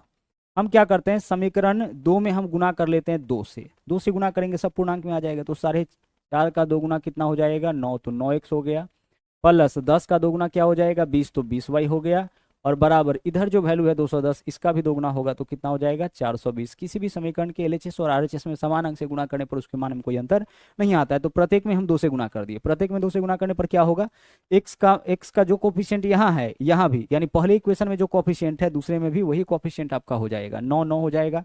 आगे देख लीजिए, तो 2 गुना किए, यह भी 2 गुना, यह भी आपका 2 गुना हो जाएगा। अब हम क्या करेंगे, जो बाद वाला समीकरण है उसको इसमें से घटा लेंगे, यानी इस समीकरण में से इसको घटाते हैं, तो जिसको घटाते हैं उसका चिन्ह बदलता है, माइनस माइनस माइनस, घटाइए। 9x यहाँ भी 9x यहाँ भी कट गया, 20 में से 8 घटाएंगे कितना हो जाएगा 12, तो 12y का वैल्यू यहाँ पे देखिए 10 में से 6 माइनस करेंगे 4, 11 में से 7 माइनस करेंगे 4, 3 में से 2 माइनस करेंगे 1, 12y का वैल्यू 144, y का मान 144 को काटेंगे 12 से 12, y का मान 12 आ गया। अब y का मान 12 आया है, इसका मतलब है y क्या माने थे, एक केला का कीमत, तो एक केला का कीमत 12 रुपए। अब एक संतरा का कीमत निकालिए। ऐसा करिए y का वैल्यू कहीं भी रख लेते हैं हम किसी भी इक्वेशन में, तो इसी इक्वेशन में y का मान रख लेते हैं। अगर इसमें हम y का मान रखते हैं तो गौर से देखिएगा क्या होगा, यहाँ पे यहाँ आपका 9x का 9x रह जाएगा, और प्लस 20y, y का जगह 12, तो 12 दूना 24, 240 हो जाएगा, और बराबर इधर वैल्यू कितना हो जाएगा आपका 420 हो जाएगा। यहाँ से आपका 9x का वैल्यू कितना आएगा, घटाइए 240 इधर आके 420 में से घटेगा, 10 में से 0 माइनस करेंगे, 0 में से 0 0 हो जाएगा, 12 में से 4 माइनस करेंगे 8 हो जाएगा, और 3 में से 2 माइनस करेंगे 1, 180, 9 दूना 18, 20, x का वैल्यू 20 आ गया, यानी एक केला का कीमत 20 रुपया। एक केला का कीमत 20 रुपया और एक संतरा का कीमत 12 रुपया। हमें क्या बताना है, 3 संतरा, तो एक संतरा का कीमत 20 रुपया, तो 3 संतरा का कीमत 3 गुना 20 यानी 60 रुपया हो जाएगा, और 4 केला, एक केला का कीमत 12 रुपया, तो 4 केला का कीमत 12 चौके 48 रुपये, जोड़ लीजिए इसको, 108 रुपये आपके क्वेश्चन का आंसर हो जाएगा। थोड़ा कैलकुलेटिव ही आपका क्वेश्चन था, आंसर क्या हो जाएगा 108। आगे बढ़िए, आगे देखिए क्या बोला है। एक बंद घनाभाकार बक्से की लंबाई चौड़ाई ऊंचाई क्रमशः 2.5 मीटर, 2 मीटर और 90 सेंटीमीटर है। यदि कैनवास की लागत यानी चारों तरफ से ढकने का लागत 70 रुपया प्रति वर्ग मीटर स्क्वायर है, तो इस बक्से को पूरी तरह से ढकने के लिए आवश्यक कैनवास की लागत बताइए। हम क्या करेंगे, बक्सा है उसको चारों तरफ से ढकना है, यानी बक्सा का जो कुल पृष्ठीय क्षेत्रफल है उसको हमें ढकना है। अब इसका लागत क्या है 70 रुपया प्रति वर्ग मीटर, तो हम क्या करेंगे, पहले उसका कुल पृष्ठीय क्षेत्रफल निकालेंगे, उसमें 70 से गुना कर देंगे। यूनिट देख लीजिए, देखिए यहाँ मीटर स्क्वायर है, मीटर है, मीटर है, जो सेंटीमीटर में है उसको भी मीटर में कन्वर्ट करिए। तो हमारे पास जो लंबाई है वह आपका क्या है 2.5 मीटर है, इसको छोड़ दीजिए, मीटर के रूप में है तो वैसे ही। चौड़ाई कितना है 2 मीटर है। ऊंचाई कितना है आपका 90 सेंटीमीटर, तो 90 सेंटीमीटर को मीटर में बदलना है, सेंटीमीटर से मीटर में जाने के लिए 100 से भाग, 0 से 0 कैंसिल, 0.9 मीटर हम लिख सकते हैं। इतना सेंटीमीटर है, इसको हम क्या लिख सकते हैं 0.9 मीटर। यह दरअसल क्या था 90 सेंटीमीटर था, तो 90 सेंटीमीटर को मीटर में बदलने के लिए 100 से भाग कर लिए। हमारे पास लंबाई भी है, चौड़ाई भी है, ऊंचाई भी है। कुल पृष्ठीय क्षेत्रफल क्या होता है घन आपका 2 इंटू लंबाई गुना चौड़ाई, तो लंबाई गुना चौड़ाई करिए, 2.5 में 2 से गुना करिएगा 5 हो जाएगा, 2.5 गुना 2 प्लस एल बी हो गया, फिर बी एच 9 दूना 18 1.8 हो जाएगा, और प्लस एल एच इसमें इससे गुना करिए 25 नमा 225, इसमें भी पॉइंट इसमें भी पॉइंट, तो 2 अंक के बाद दशमलव यानी कि 2.25। क्या किए हैं दरअसल हम यहाँ पे, बक्सा का कुल पृष्ठीय क्षेत्रफल क्या होता है 2 into L B plus B H plus L H, क्योंकि बक्सा जो है वह घनाभ के आकार का होता है और घनाभ का कुल पृष्ठीय क्षेत्रफल हमें निकालना होगा, क्योंकि बक्से को पूरी तरह से ढकना है, यानी पूरे बक्से को ढकना है, मतलब कुल पृष्ठीय क्षेत्रफल को ढकना है। अब इसी का जो वैल्यू आएगा ना उसमें कितना से गुना कर देंगे हम 70 से गुना कर देंगे, क्योंकि जितना क्षेत्रफल होगा उसका 70 गुना कीमत यहाँ पे लगना है। अब क्षेत्रफल निकालिए, यहाँ से जोड़िए वैल्यू को, क्या वैल्यू आता है देखिए 5, सबसे पहले तो यह 5 हमारा रहेगा, ठीक है। उसके बाद 2 और 8 10, 0 हासिल 1 हो गया, 2 1 3 और 5, 3 और 5 8 और 1 कितना हो जाएगा 9। जब सभी वैल्यू को जोड़िएगा तो देखिए यहाँ देखिए 5 पॉइंट के 2 अंक के बाद 5, यहाँ पे कुछ नहीं मतलब 0 होगा, तो 5 में 0 जोड़ेंगे 5, पॉइंट के एक स्थान बाद देखिए 2 8 10, 10 का 0 हासिल 1, अब 2 1 3 और 5 8 और 1 9, 9.5 हो गया, और इसमें हम गुना करेंगे कितना 70 गुना कितना है आपका, इसको इसको हम कर लेंगे यहाँ पे 9.05 आया। अब इसको दोगुना करना है, तो दोगुना कर लीजिए, जब आप इसको दोगुना करिएगा तो 5 दूना 10, 0 हासिल 1, 0 में 2 से गुना करेंगे 2 हासिल वाला 1 रह जाएगा, और 9 दूना 18, 18.1 आया। इसका वैल्यू क्या आया 18.1, जब हम इसमें इससे गुना किए, ठीक है, जब हम इससे गुना किए और इसमें गुना कर देना हमें कितना से 70 से, 70 से गुना करिए, आंसर आपका आ जाएगा यहाँ पे 0, ठीक है 0, और आगे देख लीजिए एक और 0 है तो एक और 0 दे दिए, बाकी वैल्यू का आपस में गुना कर लीजिए, 7 एकम 7 हो जाएगा। आगे देख लीजिए 18 सते 126 हो जाएगा, यानी कि 1267, 2 अंक के बाद दशमलव, तो यहाँ भी दशमलव 1267 रुपये आपके क्वेश्चन का आंसर होगा। देखिए इसका वैल्यू क्या आया आपका 9.05। अब 9.05 में 2 से गुना करिएगा तो 18.10 आएगा, और इसमें फिर 70 से गुना करिएगा 1267, विकल्प डी यहाँ पे आपका सही आंसर होगा। आगे चलिए अगला क्वेश्चन देखिए, चतुर्भुज पी क्यू आर एस में कोण क्यू और कोण एस का जो है योगफल 150। भाई चतुर्भुज के चारों कोण, अगर हम इस तरीके से कोई चतुर्भुज बना लेते हैं, यहाँ पे देख लीजिए पी क्यू आर एस इस तरह से है, तो चतुर्भुज का यहाँ पे बोला क्या है कि क्यू और एस दो कोण हैं, इन दोनों कोणों का योग 150, इन दोनों का योग कितना है 150 है, ठीक है, इसका और इसका योग 150 है। बाकी देख लीजिए पी और आर के बारे में बोला कि यह 4, और अब जो बच गया दोनों वह पी और आर वह 4 और 3 के अनुपात में है, यानी इस कोण का माप 4 तो इसका मान 3। एक चीज जान लीजिए, चतुर्भुज के चारों कोणों का योग होता है 360 डिग्री, किसी भी चतुर्भुज के चारों कोणों का योग 360 डिग्री। तो अगर यह वाला मिलाकर के 150 है, इसका मतलब कि पी और आर यह दोनों मिलाकर के कितना हो जाएगा, यह दोनों मिलाकर के आपका हो जाएगा 360 में से 150 माइनस करिए 210 हो जाएगा, 210 होगा, 210 में 150 जोड़िएगा 360 हो जाएगा। चतुर्भुज के चारों कोणों का योग 360 होता है, तो अगर यह दोनों 150 है तो बाकी दोनों का योग 210 होगा, जबकि यहाँ देखिए बाकी दोनों 4:3 के अनुपात में है, जबकि इन दोनों का योग 210, जबकि अनुपात में इनका योग 3 से भाग करेंगे अनुपात 1 का मान निकलेगा, हमें एंगल आर का मान बताना है, यानी अनुपात 3 का मान, तो 3 से हम गुना कर लेंगे, 3 7 21 70, और 70 7 21 210 डिग्री आपके क्वेश्चन का सही आंसर होगा। एंगल आर का मान पूछा है, पी और आर का अनुपात दिया है ना, पी का पूछता तो अनुपात 4 का मान, तो इस फिगर को बनाने का जरूरत ही नहीं था, हमें क्या पता है चतुर्भुज के चारों कोणों का योग 360 होता है। दो कोण का योग आपका 150 दिया है, यानी बचे दो कोण का माप क्या होगा, 210 होगा, और वह दोनों का अनुपात 4:3 है, यानी 4:3 में जो वैल्यू है उसका योग 210 है। अनुपात में इसका योग क्या होगा, 4 और 3। यहाँ पे कुछ गड़बड़ हो गया क्या, अनुपात में इसका योग क्या होगा, 4 और 3 7, वास्तव में कितना है 210।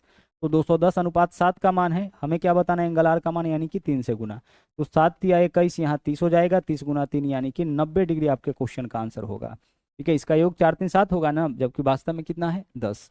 आगे चलिए, यहाँ देखिए 450, 1500 और 1650 का एचसीएफ।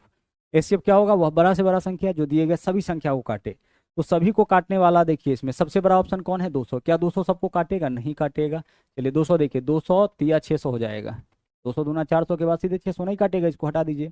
क्या 150 सबको काटेगा, देखिए 15 तिया 45 काट देगा, 15 गुने 10 1500 काट देगा, 15 इसको भी काटेगा, 0 से 0 कैंसिल, 15 कम 15 काट देगा, विकल्प सी हमारा आंसर। एचसीएफ जब भी निकालना होगा वाई ऑप्शन कैसे निकालेंगे, सबसे पहले हम सबसे बड़े ऑप्शन से शुरुआत करेंगे, क्योंकि एचसीएफ वह बड़ा से बड़ा संख्या होता है जो दिए गए सभी संख्या को काटता है। तो सबसे बड़ा ऑप्शन 200 है, 200 अगर सबको काट दिया तब तो यही एचसीएफ होगा, लेकिन 200 सबको नहीं काट रहा है, छोड़ दिए इसको, इससे चेक किए यह सबको काट रहा है, यही हमारा आंसर हो जाएगा। आगे बढ़िए, 50 से छोटी सभी अभाज्य संख्याओं की कुल संख्या 50, 50 से छोटी कुल कितना अभाज्य संख्या है 15, 100 तक में कुल कितना अभाज्य संख्या है 25, 50 और 100 के बीच में कितना अभाज्य संख्या हो जाएगा 10।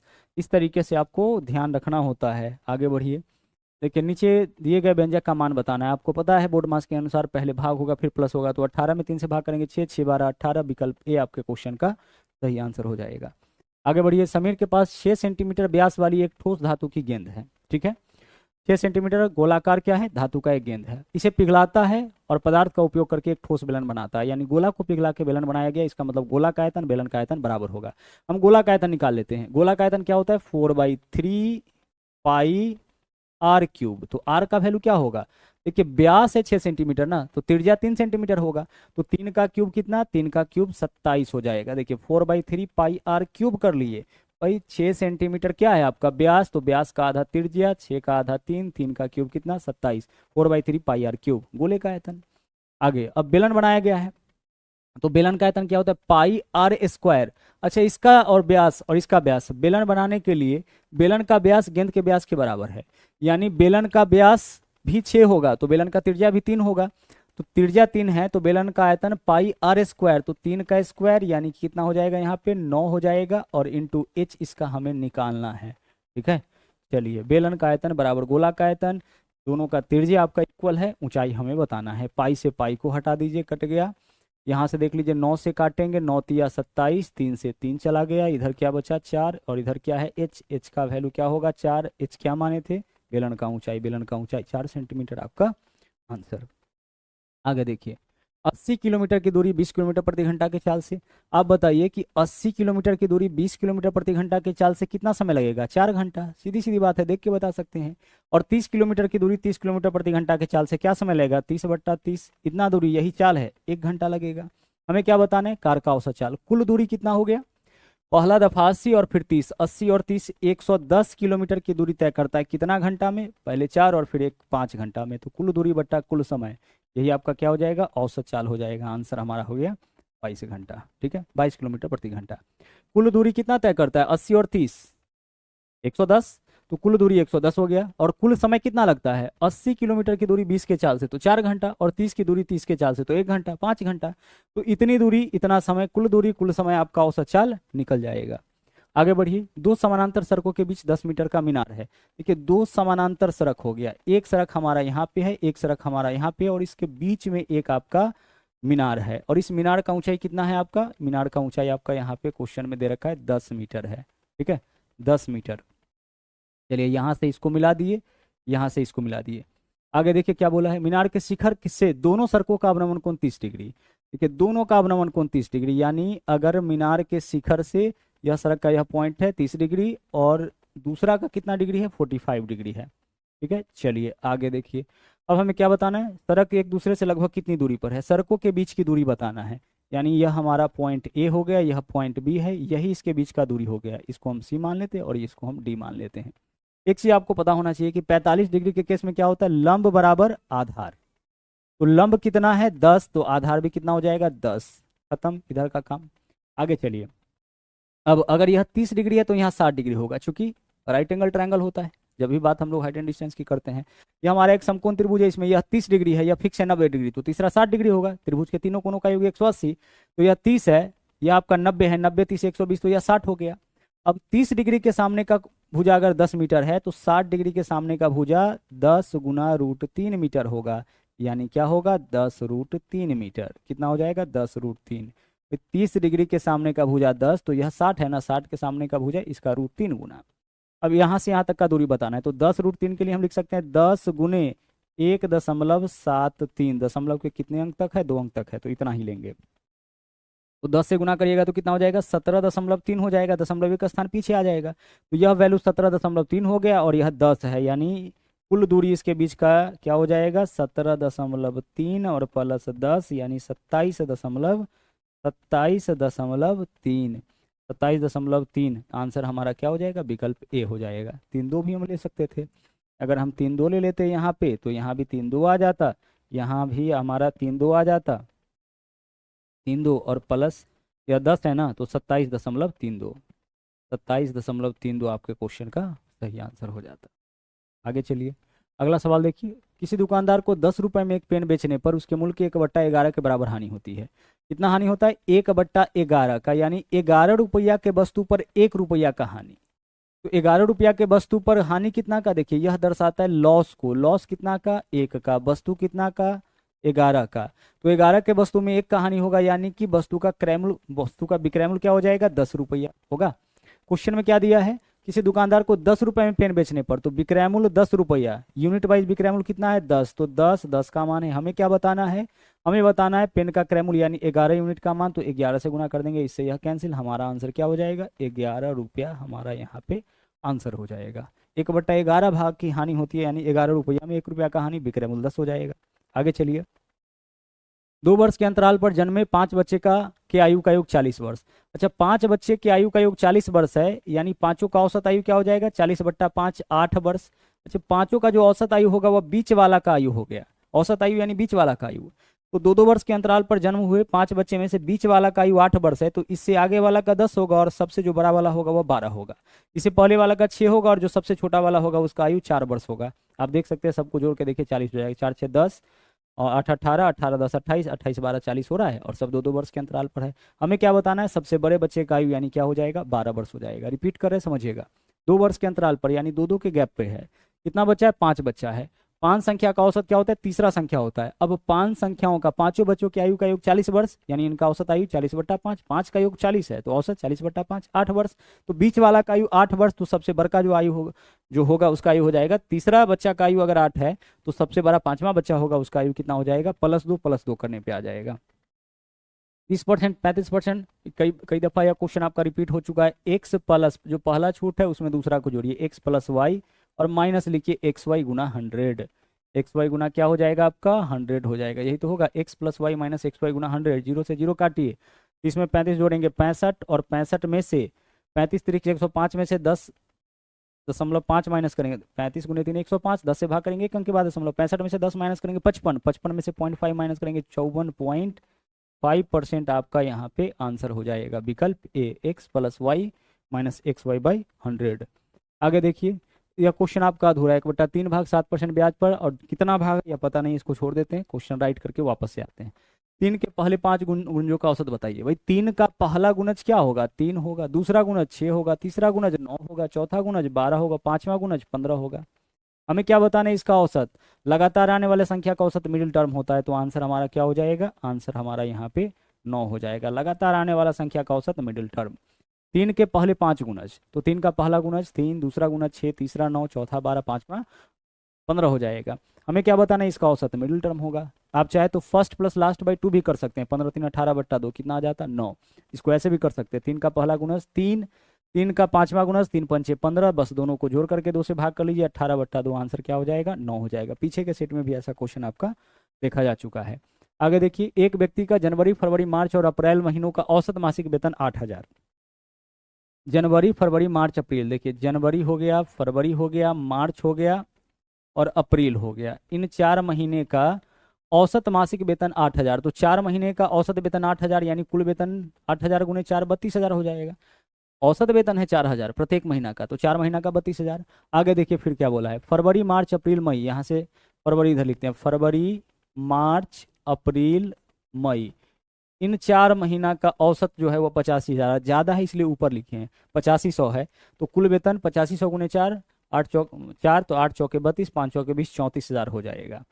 पहले 4 महीना का कुल वेतन इतना, अगले 4 महीना का कुल वेतन इतना। अब हमें क्या करना है, समीकरण 1 में से 2 को घटा लेना है।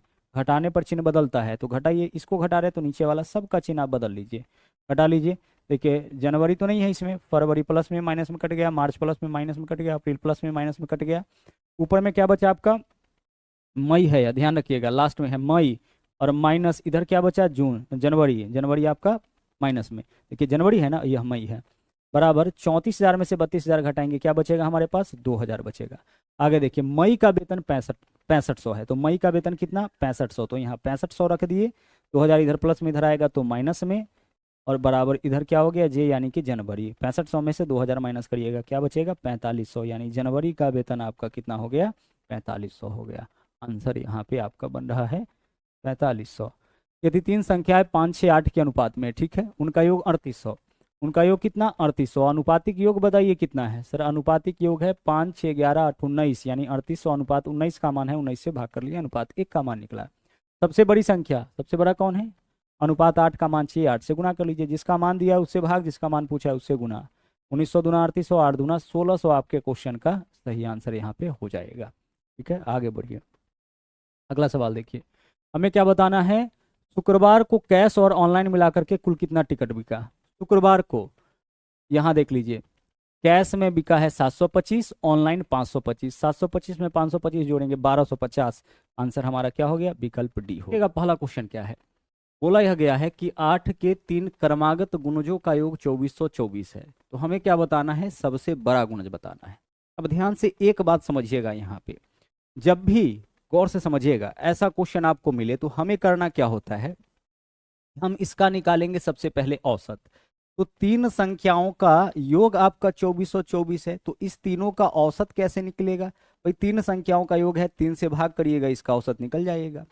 क्या बोला है, 8 के 3 क्रमागत गुणजों का योग 2424 है, इसका मतलब इसका औसत क्या होगा, 2424 बट्टा 3, 3 संख्याओं का योग है, 3 से भाग करेंगे, औसत, औसत कितना निकला, 808। अगर औसत 808 है ना, ठीक है, इसका मतलब कि जो पहला संख्या होगा वह इससे 8 कम यानी कि 800 हो जाएगा, दूसरा संख्या तो यही होगा, और जो तीसरा संख्या होगा वह इससे 8 ज्यादा यानी कि 816 हो जाएगा। तो 8 का वह 3 क्रमागत गुणज जिसका योग 2424 है, वह आपका यही तीनों है, जोड़ के देख लीजिए, 800 प्लस 800 प्लस 800 2400, और 8 और 16 24, 2424 है। हमें क्या बताना था, हमें बताना था सबसे बड़ा गुणज, यानी हमारा आंसर क्या हो जाएगा, 816 हो जाएगा। सबसे बड़ा गुणज हमारा क्या होगा, 816 होगा।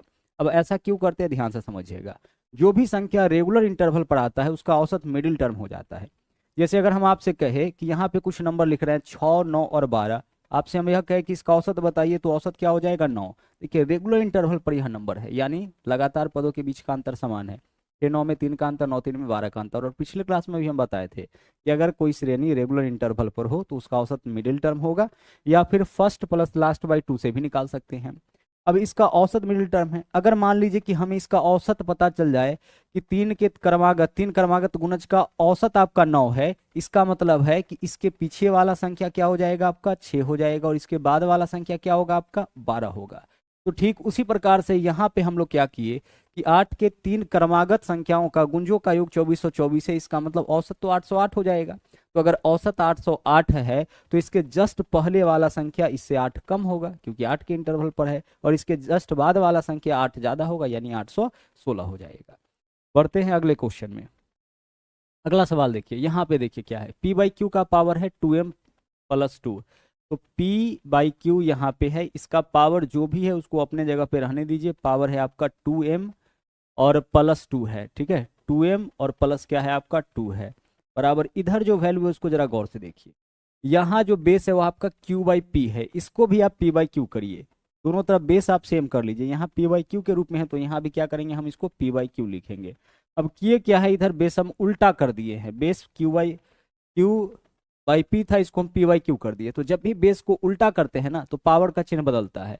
9 प्लस में है तो 9 माइनस में हो जाएगा, m माइनस में है तो m प्लस में हो जाएगा। यानी हम इसको लिख सकते हैं -9 और प्लस कितना, प्लस हम m लिख सकते हैं। देखिए 9 प्लस में है तो माइनस में हो जाएगा और m माइनस में है तो प्लस में हो जाएगा। जैसे ही हम लोग बेस को उल्टा करते हैं पावर का चिन्ह बदल जाता है। पावर पॉजिटिव है तो नेगेटिव हो जाएगा, नेगेटिव है तो पॉजिटिव हो जाएगा। क्लियर। अब दोनों तरफ देख लीजिए, दोनों तरफ आपका बेस सेम है, इसका मतलब पावर भी सेम होगा। तो बेस से बेस हटा लीजिए, पावर की इधर क्या बचा हमारे पास, इधर है 2m प्लस 2 और बराबर इधर आपका है -9 प्लस m है। ठीक है, चलिए m इधर आके 2m में से घटेगा तो इधर क्या बचेगा हमारे पास m, और प्लस 2 इधर आएगा तो -2, तो -9 -2 कितना हो जाएगा, -11, यानी m का वैल्यू -11। विकल्प सी इस क्वेश्चन का क्या होगा, आपका सही आंसर हो जाएगा।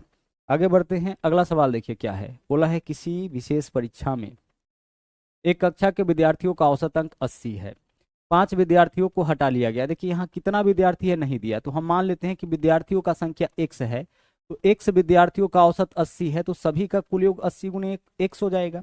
जैसे हम कहें 5 संख्याओं का औसत 10 है तो पांचों का कुल योग 5 गुने 10, तो ठीक उसी प्रकार से यहाँ पे जो है बोला है कक्षा के विद्यार्थियों का औसत अंक 80 है। कितना विद्यार्थी, यह तो पूछा है ना, विद्यार्थियों की संख्या ज्ञात कीजिए, तो हम उसको x मान लिए।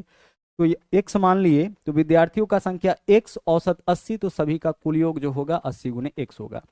5 विद्यार्थी जिनके उस परीक्षा में औसत अंक 40 था को हटा दिया गया, तो 40 औसत वाला अगर 5 व्यक्ति हट गया, इसका मतलब कि 5 गुना 40 इसमें से क्या हो जाएगा, आपका माइनस हो जाएगा, क्योंकि ये जो टोटल है ना इसमें से 5 स्टूडेंट हट गया है जिसका औसत अंक 40 है, यानी कि 200 नंबर इसमें से हटा लिया गया। अब क्या है, शेष विद्यार्थियों का औसत 90। अब यह कितना विद्यार्थी बचा, देखिए पहले से x विद्यार्थी था और इसमें से 5 विद्यार्थी को हटा लीजिए, यानी कि x माइनस 5 विद्यार्थी, तो यह टोटल नंबर जो है अब x माइनस 5 विद्यार्थी का है, तो x माइनस 5 से भाग करेंगे तो औसत निकलेगा। औसत क्या होता है, आंकड़ों का योग बटा आंकड़ों की संख्या। तो यह टोटल अंकों का योग कितने विद्यार्थियों का है, यह x का है और यह इसमें से 5 विद्यार्थी को हटा लिए, यानी x माइनस 5 विद्यार्थी का। तो x माइनस 5 विद्यार्थी के टोटल अंक में हम x माइनस 5 से भाग करेंगे, यानी विद्यार्थियों की संख्या से भाग करेंगे तो औसत निकलेगा।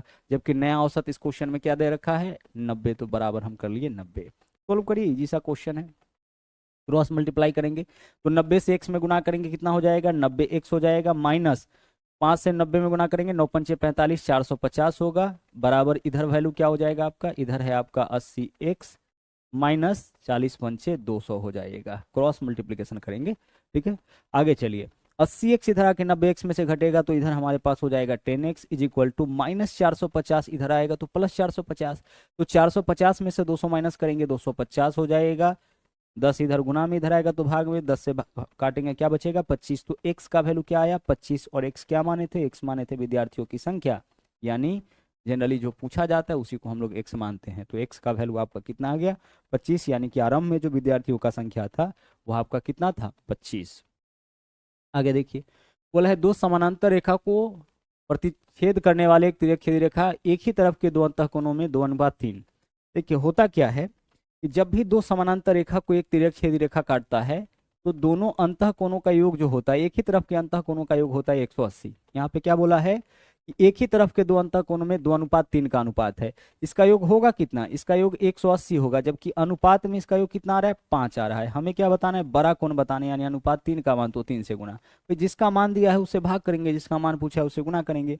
5 से काटेंगे कितना बार में कटेगा, 36 बार में, 36 गुने 3 यानी कि 108 डिग्री आपके क्वेश्चन का सही आंसर होगा। देखिए जब भी दो समानांतर रेखा इस तरीके से इसको एक तिर्यक छेदी रेखा काटेगा तो यह कोण और यह कोण क्या कहलाएगा, एक ही तरफ का अंतःकोण कहलाएगा, और इसका योग जो होता है वह 180 होता है। तो इसी में 2:3 का अनुपात दिया है, तो अनुपात में इसका योग क्या होगा 5, जबकि वास्तव में इसका योग 180, तो 180 अनुपात 5 का मान है, 5 से भाग कर लिया अनुपात 1 का मान निकलेगा। हमें बड़े कोण का मान बताना है, यानी अनुपात 3 का, तो हम 3 से गुना कर लिए। आगे देखिए, हमें इन तीनों संख्याओं का एलसीएम चाहिए। एलसीएम क्या होता है, एलसीएम वह छोटी से छोटी संख्या होता है जो दिए गए सभी संख्या से कटे। तो तीनों में से सबसे बड़ा कौन है? 140। यहां से शुरुआत करते हैं। हमें एक ऐसा नंबर चुनना है जो इससे भी कटे, इससे भी कटे, इससे भी कटे। तो 140 से कटने वाला जो नंबर होगा वो 140 के पहाड़ा में आएगा। तो 140 के पहाड़ा में क्या 120 आएगा? वही 140 से छोटा नंबर तो आएगा ही नहीं। 140 से कम 140, 140 दूना 280, यह भी नहीं आएगा, क्योंकि 140 का जब आप टेबल करिएगा तो ना यह वैल्यू आएगा ना यह वैल्यू आएगा। 140 दिया, देखिए कितना हो जाएगा आपका, 300 कुछ ज्यादा हो जाएगा, मतलब यह भी नहीं आएगा। तो विकल्प बी हमारा यहाँ पे आंसर हो जाएगा। 14 या 42 देख के भी कह सकते हैं ना। तो विकल्प बी इस क्वेश्चन का हमारा क्या होगा? सही आंसर होगा। इजिली अपने आंसर को पिक करिए बाई ऑप्शन। केवल ऑप्शन को देख करके यहाँ पे आप अपना आंसर चुन सकते थे। इस क्वेश्चन में देखिएगा एक एरर है, उसको हम पहले सुधार लेते हैं। 2z माइनस 5y, यहाँ पे जो है वैल्यू इसके बीच में क्या है? माइनस है जो छूट गया है। ठीक है, अब हमें क्या करना है? इसका स्क्वायर 2z माइनस 5y का square plus 5z plus 2y का स्क्वायर और माइनस 25z स्क्वायर है। देखो क्वेश्चन यहाँ पे हम लिख लेते हैं, इसका सॉल्यूशन बहुत ईजी है। पहले क्वेश्चन देख लीजिए क्या है, 2z माइनस 5y, यही तो है। और इसका क्या है आपका? इसका है आपका यहाँ पे स्क्वायर। केवल इसको हम सुधार के लिख लेते हैं, 2z माइनस क्या है आपका 5y, और इसका क्या है यहाँ पे? इसका है यहाँ पे स्क्वायर। ठीक है, चलिए बाकी चीज यहाँ से हम हटा देते हैं। ये आपका टेक्ली प्रिंट हो गया है ऐसे। अब हमें क्या करना है? इसको सोल्व आउट करके इसका आंसर निकालना है। कैसे निकालेंगे ध्यान से समझिएगा, एक बार फिर से चेक कर लेते हैं हम। 2z माइनस 5y है। आप क्या करिए, इसका सोल्यूशन निकालना है ना, तो हम एक्स वाई जेड का मान जो है खुद से एज्यूम कर लेते हैं। एक मान गिवन कुछ नहीं है, एक्स वाई जेड का मान नहीं दिया गया, तो हम अपने मन से क्या मान यहाँ रख लिए? एक। तो सबका मान जब एक है तो 2 गुने 1 2, 5 गुने वाई 1, 5 रह जाएगा। यानी जो वैल्यू आपको अंक में दिख रहा है वही यहाँ पे मान हो जाएगा। तो 2 में से 5 घटाएंगे, -3, -3 का स्क्वायर क्या होगा? 9। इधर वैल्यू आ गया आपका 9, प्लस है तो प्लस 5 और 2 7, 7 का स्क्वायर कितना हो जाएगा? 49, माइनस जेड की जगह 1, 1 का स्क्वायर 1, 25 एकम 25 हो जाएगा। 49 प्लस 9 कितना होगा? 58 में से 25 माइनस करेंगे 33। हमारा आंसर इस क्वेश्चन का क्या होगा? 33। अब खोजिए कौन से ऑप्शन में 33 है। यहाँ देखिए 29 और 4 33, विकल्प सी हमारा आंसर हो जाएगा। वही y का मान 1, z का मान 1 है ना, तो यह 1 यह 1, 29 4 33। यहाँ 19 माइनस 4 यह तो 15 है, यह आपका 23 है और यह आपका 25 है। हमें क्या खोजना था? 33 खोजना था। 33 किस ऑप्शन में है? विकल्प सी में है। विकल्प सी हमारा आंसर हो जाएगा। आगे बढ़िए, अगला क्वेश्चन देखिए। बोला है एक व्यक्ति 12.5% लाभ अर्जित करने के लिए 12.5% का मान कितना होता है? सर 12.5% का मान होता है 1/8, क्योंकि 12.5/100 लिखोगे तो 1/8 इसका मान होता है। 12.5% का मान कैसे निकालिएगा? 12.5/100, ऐसे ही तो निकालिएगा। पॉइंट हटाइएगा, नीचे में 1 0, 125 हटे 1000 होता है, 1/8 आ गया। तो बोला यह है कि एक व्यक्ति 12.5% लाभ अर्जित करने के लिए एक वस्तु को 247 रुपए 50 पैसे में बेचता है। तो वस्तु का मूल्य क्या होगा? ध्यान से समझिएगा। देखिए 12.5% मतलब 1/8 लाभ। तो 1/8 लाभ कहने का मतलब कि 8 रुपया के वस्तु पर 1 रुपया का लाभ जो है वह कमाता है। तो 8 रुपया के वस्तु पर 1 रुपया का लाभ कमाएगा तो वस्तु का विक्रय मूल्य कितना हो जाएगा? विक्रय मूल्य आपका 9 हो जाएगा। नीचे वाला क्रय मूल्य होता है 8 रुपया, यह हो गया लाभ। 1/8 आया है ना, 1/8 लाभ कमाता है, यानी 8 रुपया अगर क्रय मूल्य तो 1 रुपया लाभ, तो विक्रय मूल्य कितना हो जाएगा? विक्रय मूल्य आपका 9 हो जाएगा। यहाँ वस्तु का विक्रय मूल्य दे रखा है 247 रुपए और 50 पैसे। पॉइंट के बाद 0 का वैसे भी वैल्यू नहीं होता है तो छोड़ दिए। ये आपका क्या है? विक्रय मूल्य। यहाँ से विक्रय मूल्य कितना है? 9। तो यह 9 का मान 9 यूनिट का मान है। हमें क्या चाहिए? क्रय मूल्य, यानी 8 यूनिट का मान, तो 8 से गुना। जिसका मान दिया है उससे भाग, जिसका मान पूछा है उससे गुना। बहुत ज़्यादा इस कॉन्सेप्ट का यूज करते हैं। 0 से पॉइंट हटाएंगे 0 हो जाएगा। अगर हम इसको 5 से काट ले तो देखिए कितना हो जाएगा? 5 चौके 20, 5 नमा 45 और 5 25, 495 आ जाएगा। 5 से काटेंगे यह कितना हो जाएगा आपका? 18 हो जाएगा। और यह वैल्यू आपका 9 से भी कट रहा है तो 9 दूना 18, 9 से काटेंगे तो कितना हो जाएगा? 9 पंचे 45, 9 पंचे 45 55, और 2 से काटेंगे कितना हो जाएगा? 2 चौके 8, तो 55 गुने 4 यानी कि 220 आपके क्वेश्चन का क्या होगा?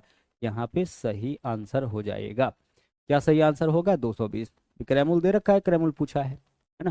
विक्रय मूल्य दे रखा है, क्रय मूल्य पूछा है। विक्रय मूल्य क्या होगा? 9। क्रय मूल्य क्या होगा? 8। यह क्या है? आपका लाभ है। आगे चलिए, 30 और 50 के बीच के सभी आभास संख्याओं का औसत बताइए। भाई 30 और 50 के बीच का आभास संख्या क्या होगा? 30 और 50 के बीच का आभास संख्या होगा 31, इसके अलावा 37। 30 और 40 के बीच में यही दोनों है। और उसके बाद देखिए 40 से 50 के बीच में चलेंगे तो 41, 43 और 47, इतना ही अभाज्य संख्या आपको मिलेगा 30 और 50 के बीच। और हमने आपको जब आपका एग्जाम शुरू हुआ था उससे पहले ही हमने आपको बताया था कि अभाज्य संख्या से रिलेटेड क्वेश्चन आपका खूब पूछा जाता है। पहले तो ऐसे ही पूछा जाता था कि 100 तक में कितने, 50 तक में कितने, 50 और 100 के बीच में कितने, 200 तक कितना अभाज्य संख्या। लेकिन अब आपको यह भी ध्यान रखना होगा कि 30 से 40 के बीच, 40 से 50 के बीच, 50 से 60 के बीच, यह क्वेश्चन भी आपका रिपीट किया है, पहले भी यह क्वेश्चन आपका पूछा जा चुका है। तो आपको ध्यान रखना पड़ेगा हर रेंज के भी 70 से 80 के बीच कौन कौन अभाज्य संख्या पूरा का पूरा है। अब इनका हमें क्या निकालना है, 30 से 50 के बीच का यही अभाज्य संख्या, इनका औसत निकालना है। तो सबको जोड़ लीजिए और जितना संख्या उतना से भाग कर लीजिए, यही तो आपका औसत का रूल है। तो 2 3 5, 5 से हम भाग करेंगे, औसत हमारा निकल जाएगा। जोड़िए सब वैल्यू को, 1 7 8, 1 9, 3 12, 7 19, 9 हासिल 1, 4 3 7, 4 11, 4 15, 4 19, यानी 199। 199 में 5 से भाग करिए, 5 दिया 15 हो जाएगा, 4 बचेगा 49, 5 9 45, 5 8 40, 39.8 विकल्प डी यहाँ पे आपका क्या होगा, सही आंसर हो जाएगा।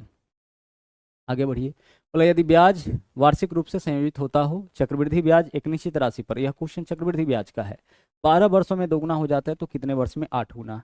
12 वर्षों में क्या बोला है, 12 वर्षों में बोला है कि 2 गुना। देखिए 12 साल में, 12 वर्ष में यह राशि जो है वो आपका 2 गुना हो जाता है। तो हमें क्या बताना है इस क्वेश्चन में कि कितने साल में जो है वो आपका 8 गुना हो जाएगा। तो जब भी कंपाउंड इंटरेस्ट से, चक्रवृद्धि ब्याज से ऐसा क्वेश्चन पूछा जाए कि इतने वर्षों में इतना गुना हो जाता है तो कितने वर्षों में इतना गुना हो जाएगा, तो ऐसे सवाल में सिर्फ हमें यह सोचना होता है। देखिए यह टाइम है, तो पहला जो टाइम होगा उसको T1 से दर्शाएंगे और जो दूसरा टाइम होगा उसको T2 से दर्शाएंगे। और जो गुना वाला है उसमें से जो पहला बार गुना लगा होगा उसको N1 बोलेंगे और इसको N2 बोलेंगे। तो इस क्वेश्चन में क्या है, N1 का मान दिया है और N1 N2 का मान दिया है, T1 का मान दिया है, T2 का मान पूछा है। तो हमें करना क्या होता है, ध्यान से समझिएगा। हमें सिर्फ यह देखना है कि हम N1 का पावर कितना रखे कि N2 आ जाए। भाई हम इसका पावर क्या रखे कि इतना आ जाए, तो आप बोलोगे सर 2 का पावर 3 रखिएगा 8 आ जाएगा। इतना ही सिर्फ आपको सोचना है। क्या सोचना है कि N1 का पावर हम कितना रखे कि N2 आ जाए। अब जितना रखने पर N2 आएगा, T1 में बस उतना से गुना कर लीजिए। तो T1 का वैल्यू क्या है 12, इसमें इतना से गुना कर लीजिए, आंसर आपका आ जाएगा 12 तिया 36 वर्ष। आपके क्वेश्चन का सही आंसर होगा 36 वर्ष में यह राशि क्या हो जाएगा, 8 गुना हो जाएगा। अब इसी क्वेश्चन में मान लीजिए कि ऐसे बोलता कि 12 साल में भाई 2 गुना हो जाता है, तो आप बताइए कि 48 साल में यह कितना गुना हो जाएगा। तो हमने आपसे क्या कहा कि इसका पावर जितना रखने पर, N1 का पावर जितना रखने पर N2 आएगा, T1 में उतना से गुना करने पर T2, यानी T1 से T2 लाने के लिए गुना करना होता है और N1 से N2 लाने के लिए पावर। तो हम इस बार देखेंगे कि भाई T1 में कितना से गुना करने पर T2 आ जा रहा है, 4 से ना, तो N1 का पावर 4 रख दीजिए, यही आपका किसका वैल्यू होगा, यही आपका N2 का वैल्यू होगा। तो आपको ध्यान क्या रखना है कि N1 का पावर जितना रखने पर N2 आएगा, T1 में उतना से गुना करेंगे T2 आ जाएगा। T1 में जितना से गुना करने पर T2 आएगा, N1 का पावर उतना रखने पर N2 आ जाएगा। क्लियर। चलिए आगे बढ़ते हैं अगले सवाल में। बोला है कि यदि 25 व्यक्ति प्रतिदिन 15 घंटा, यह सवाल आपका MDH पे बनता है। 25 व्यक्ति है, व्यक्तियों का संख्या क्या है 25 है, यह आपका M1 का मान हो गया। प्रतिदिन यह 15 घंटा काम करता है और 5 यूनिट काम 8 दिन में, और 8 दिन समय लगाता है, तब जाकर के यह क्या करता है आपका 5 यूनिट काम कंप्लीट करता है। तो हमें क्या बताना है, हमें बताना है कि 12 व्यक्ति, अगर 12 व्यक्ति को हम लगा ले और यह प्रतिदिन 20 घंटा काम करे तो 10 यूनिट काम कितना दिन में, कितने दिनों में, यह पूछा है, इसको x मान लिए, यह आपका 10 यूनिट काम कर लेगा। हम लोग फॉर्मूला क्या लगाते हैं यहाँ पे, M1 गुने H1 गुने D1, बहुत पॉपुलर फॉर्मूला है, बट्टा W1 बराबर M2 गुने H2 गुने D2, M2 गुने H2 गुने D2 बट्टा W2। टाइम एंड वर्क का बहुत इंपॉर्टेंट कॉन्सेप्ट है। इसमें हमें क्या करना होता है कि M1 के स्थान पर हम लोग लिखते हैं वर्कर का संख्या। पहली बार जो वर्कर का संख्या देगा M1, यह वर्कर जितना घंटा काम करेगा उसको H1 से, जितना दिन काम करेगा D1 से, और जो भी काम करेगा, काम हमेशा नीचे रखिएगा, वर्कर आवर और डेज सबका गुना एक साथ, और जो भी काम होगा उसको नीचे आपको रखना है। इसके बाद देखिए दूसरा बार जो वर्कर का संख्या देगा उसको M2 से, जो समय देगा मतलब कितना घंटा काम करता है उसको S2 से, जितना दिन काम करता है उसको D2 से, और जो काम होगा उसको W2 से। तो इसी में का कोई ना कोई एक मिसिंग होगा, चाहे M2 मिसिंग हो, D2 मिसिंग हो, S2 मिसिंग हो, जो मिसिंग होगा उसको हमको क्या मानना है, X मानना है। यहाँ क्या बोला, 25 व्यक्ति 15 घंटा काम करके 8 घंटा में 5 यूनिट काम। देखिए काम है तो हम कहाँ रखें, नीचे। तो 12 व्यक्ति 20 घंटा प्रतिदिन काम करते हुए कितने दिनों में 10 यूनिट काम करेगा। ठीक है, सोल्व करिए इसको। देखिए 0 से काटेंगे, 0 कैंसिल हमारा हो गया। 5 से अगर हम काट लेंगे तो इधर क्या हो जाएगा आपका, 5 25 कट गया। और आगे देख लीजिए क्या वैल्यू है हमारे पास।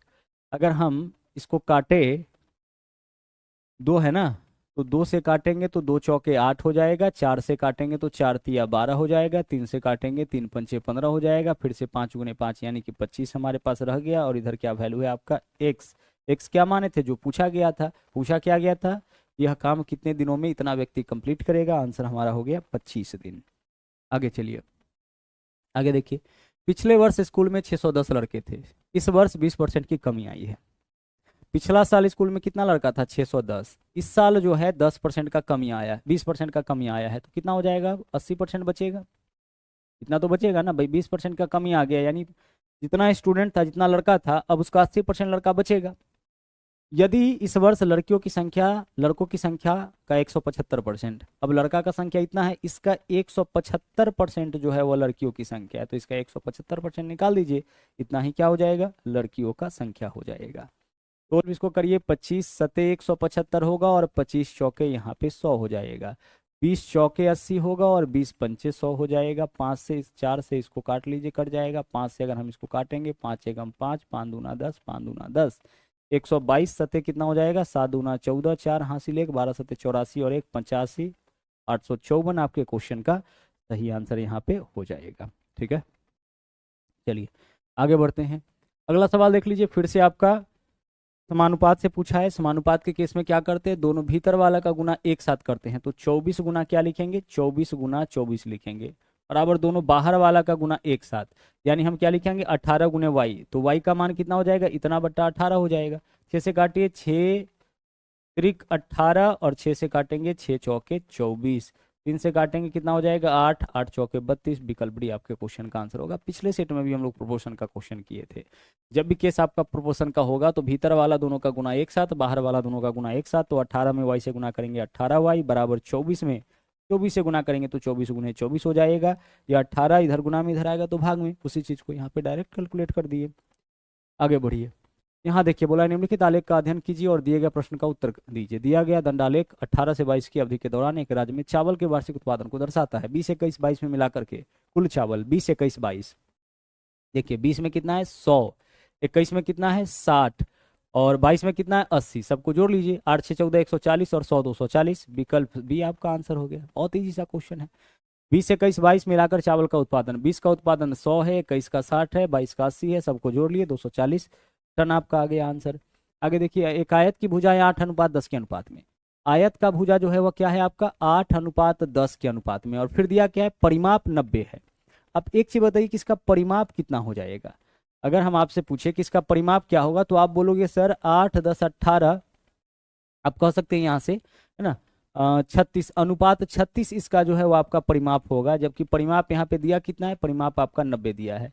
18 से काटिए, 18 दूना 36, 18 पंचे 90, 2 का मान 5 आया ना, तो अनुपात 1 का मान क्या हो जाएगा आपका, 5/2 हो जाएगा। ठीक है, अनुपात 1 का मान 5/2 आ गया। भाई 36 का मान 90 है तो 1 का मान 90/36 ही होगा ना। 1 का मान क्या हो जाएगा आपका, 90/36 हो जाएगा। इसी तरीके से लिख लीजिए ताकि आपको आसान लगे। अनुपात 1 का मान कितना होगा, यहाँ से 90/36, और 90/36 का वैल्यू क्या आ जाता है, 18 पंचे 90, 18 दूना 36, यानी कि 5/2। ठीक है, क्योंकि देखिए परिमाप क्या होता है, 2 × लंबाई प्लस चौड़ाई, यही आयत का परिमाप होता है। परिमाप मतलब लंबाई चौड़ाई के योगफल का 2 गुना। तो देखिए एक लंबाई है एक चौड़ाई है, इसका योग कितना होगा, 18, 18 का 2 गुना 36, यानी परिमाप हमारा कितना हो जाएगा, परिमाप हमारा हो जाएगा अनुपात 36। जबकि दिया है कितना, दिया है आपका 90। यहाँ से अनुपात 1 का मान 5/2। अब अनुपात 1 का मान 5/2, तो 8 का मान 8 गुने 5/2, तो 8 पंचे 40/2, यानी कि 20 हो जाएगा आपका लंबाई। चौड़ाई क्या होगा, अनुपात 10, तो अनुपात 1 का मान 5/2, 10 का मान 10 गुने 5/2, 10 पंचे 50/2, कितना हो जाएगा 25। ये हमारा हो गया चौड़ाई। हमें क्या बताना है, इसका एरिया। एरिया होता है लंबाई गुना चौड़ाई 20 गुने 25 कितना हो जाएगा आपका 500। यही आपके क्वेश्चन का सही आंसर होगा। हमें इसका बताना था क्षेत्रफल। क्षेत्रफल क्या होता है? लंबाई गुना चौड़ाई। आगे देखिए, किसी वस्तु के कर में 20% की कमी, ठीक है, और उसके खपत में 15% की वृद्धि होती है तो राजस्व पे क्या प्रभाव पड़ेगा?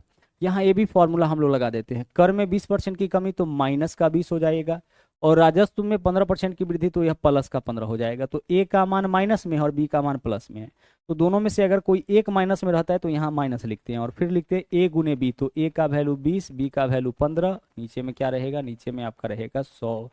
ए बी फॉर्मूला का स्टैंडर्ड फॉर्म क्या है? ए प्लस बी जोड़ ए बी बट्टा 100। ठीक है, इसमें हम लोग क्या करते हैं, ध्यान से समझिएगा। हम लोग क्या करते हैं, अगर ए और बी में से अगर मान प्लस में होगा, वृद्धि होगा तो प्लस में लिखते हैं, कमी होगा तो माइनस में लिखते हैं, और यहाँ जो चिन्ह आता है ना, यहाँ वाला, यह ए और बी के चिन्ह का गुणनफल, यानी दोनों माइनस में तब भी प्लस होगा, दोनों प्लस में तब भी प्लस होगा। यहाँ माइनस तब रहता है जब दोनों में से कोई एक माइनस में रहता है। तो यहाँ पे आपका क्या है, दोनों में से एक माइनस में, इस वजह से माइनस में। अब -20 -15 क्या होगा? -5। एक प्लस में एक माइनस में तो हम लोग घटाएंगे, चिन्ह बरका का होता है। यहाँ से देख लीजिए, 20 से काटेंगे 20 पंचे 100, 5 से काटेंगे 5 तिया 15, इधर क्या आ गया आपका -3 आ गया। -5 -3 करने का मतलब -8, -8 करने का मतलब कि 8% का क्या हो जाएगा? 8% का आपका कमी हो जाएगा। हम लोग क्या करते हैं, इसको कुछ इस प्रकार से दर्शाते हैं। बोला है कर में 20% की कमी और खपत, राजस्व पे प्रभाव। कहाँ प्रभाव पूछा है? राजस्व पे प्रभाव पूछा है। तो राजस्व कैसे निकलेगा? राजस्व निकलेगा जो कर आपका जमा हो रहा है, कर गुना, यहाँ पे क्या बोला है, उसकी खपत में कर, हाँ, कर गुने खपत। किसी भी चीज पर जितना कर लग रहा है, टैक्स लग रहा है, और खपत। अब ध्यान से समझिएगा, जब भी दो वैल्यू गुना में हो, दो वेरिएबल गुना में हो और उसके गुणनफल में, और दोनों में परसेंटेज वृद्धि कमी हो रहा हो, दो वेरिएबल गुना में हो और दोनों में परसेंटेज वृद्धि कमी हो रहा हो, और उसके बाद इसके गुणनफल पर प्रभाव पूछे, तब हम लोग ए बी फॉर्मूला यहाँ पे लगाते हैं। आगे चलिए, स्थिर जल में 3 किलोमीटर प्रति घंटा के चाल से नाव चला रहे एक नाविक। देखिए यहाँ पे नाव का चाल कितना है, वेलोसिटी ऑफ बोट जो है वो आपका है 3 किलोमीटर प्रति घंटा। ठीक है, यहाँ से देख लीजिए पानी का चाल कितना है। पानी का चाल जो है वो आपका नहीं दे रखा है, पानी को हम स्ट्रीम मान लेते हैं। धारा का चाल जो है इस क्वेश्चन में नहीं दे रखा है, वही पूछा है, इसको हम मान लेते हैं x किलोमीटर प्रति घंटा। नाव का चाल दे रखा है, धारा का चाल नहीं दिया है। बोला क्या है, एक नाविक धारा के प्रतिकूल 50 किलोमीटर जाने में और धारा के अनुकूल 50 किलोमीटर वापस आने में दोगुना समय लगाता है। धारा के प्रतिकूल जाने में और धारा के अनुकूल आने की तुलना में दोगुना समय। धारा के प्रतिकूल तो ज्यादा समय लगेगा ही। तो आप एक चीज बताइए कि अगर 50 किलोमीटर की दूरी धारा के प्रतिकूल तय करे तो धारा के विपरीत चाल क्या होता है? नाव का चाल माइनस धारा का चाल, मतलब इस चाल से इस दूरी को तय कर रहा है। तो चाल, दूरी बट्टा चाल क्या निकलेगा? समय, इतना समय लगेगा। और जब इसी दूरी को धारा के दिशा में तय करेगा तो चाल क्या हो जाएगा? नाव का चाल प्लस धारा का चाल, इतना समय लगेगा। ये जो समय लगा है ना धारा के दिशा में, वह विपरीत वाला का क्या है? दोगुना, यानी यह समय दोगुना लगता है। इसके मतलब धारा की दिशा में चलने पर जो समय लगा, इसका दोगुना समय विपरीत वाला में, मतलब विपरीत वाला में ज्यादा समय लग रहा है। ठीक है, ऊपर यहाँ भी 50 है, यहाँ भी 50 है, काट लीजिए। अब इसको गुना आपस में कर लीजिए। देखिए क्रॉस मल्टीप्लाई होगा ना, तो क्या हो जाएगा? 6 - 2x, क्योंकि 2 ऊपर में है ना, 2 से इस दोनों में गुना होगा, और 3 से इधर कुछ नहीं है तो 1 में गुना, तो 3 प्लस क्या होगा? x हो जाएगा।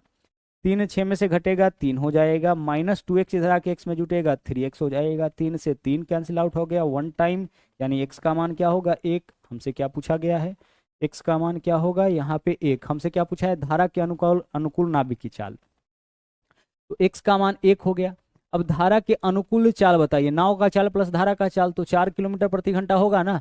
धारा के अनुकूल चाल, धारा के अनुकूल चाल तो यही है ना, नाव का चाल प्लस धारा का चाल।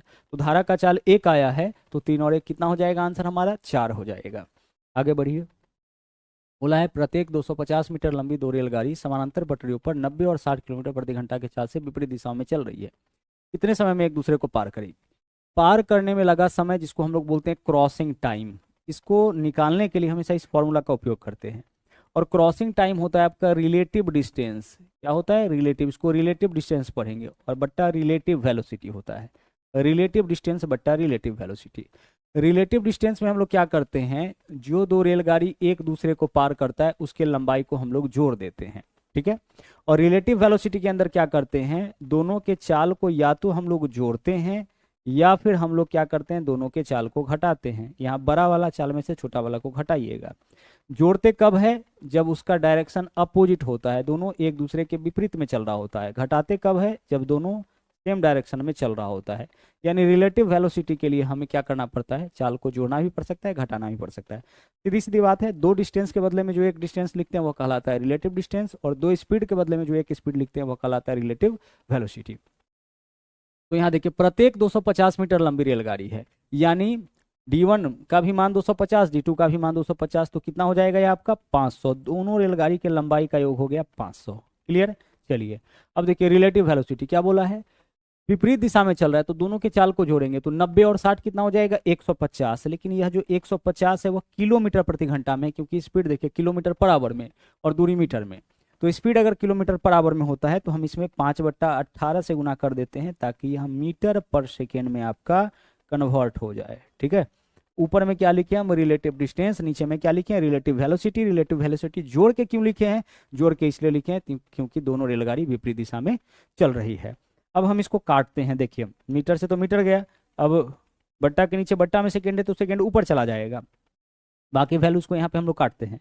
देखिएगा, अगर हम इसको काटे 6 से तो 6 तिरिक 18, 6 से काटेंगे 25 छके 150 हो जाएगा, और 25 पंचे 125, 125 चौके कितना होता है 500 होता है। अब देखिए बट्टा के नीचे बट्टा में 3 है, 3 ऊपर जाके 4 में गुना होगा तो कितना हो जाएगा 12।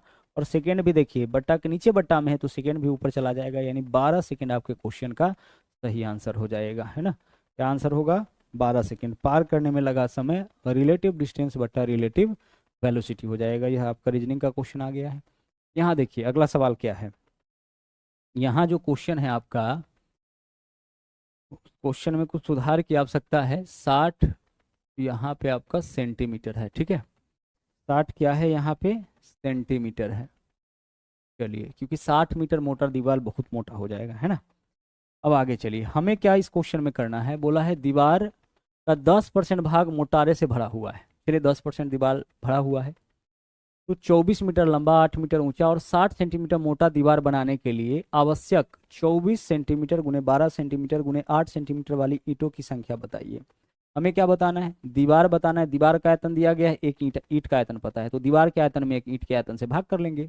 अब दीवार का लंबाई देख लीजिए कितना है, 24 है, 24 मीटर है, तो 24 गुना 100 सेंटीमीटर हो जाएगा, इतना सेंटीमीटर। ठीक है।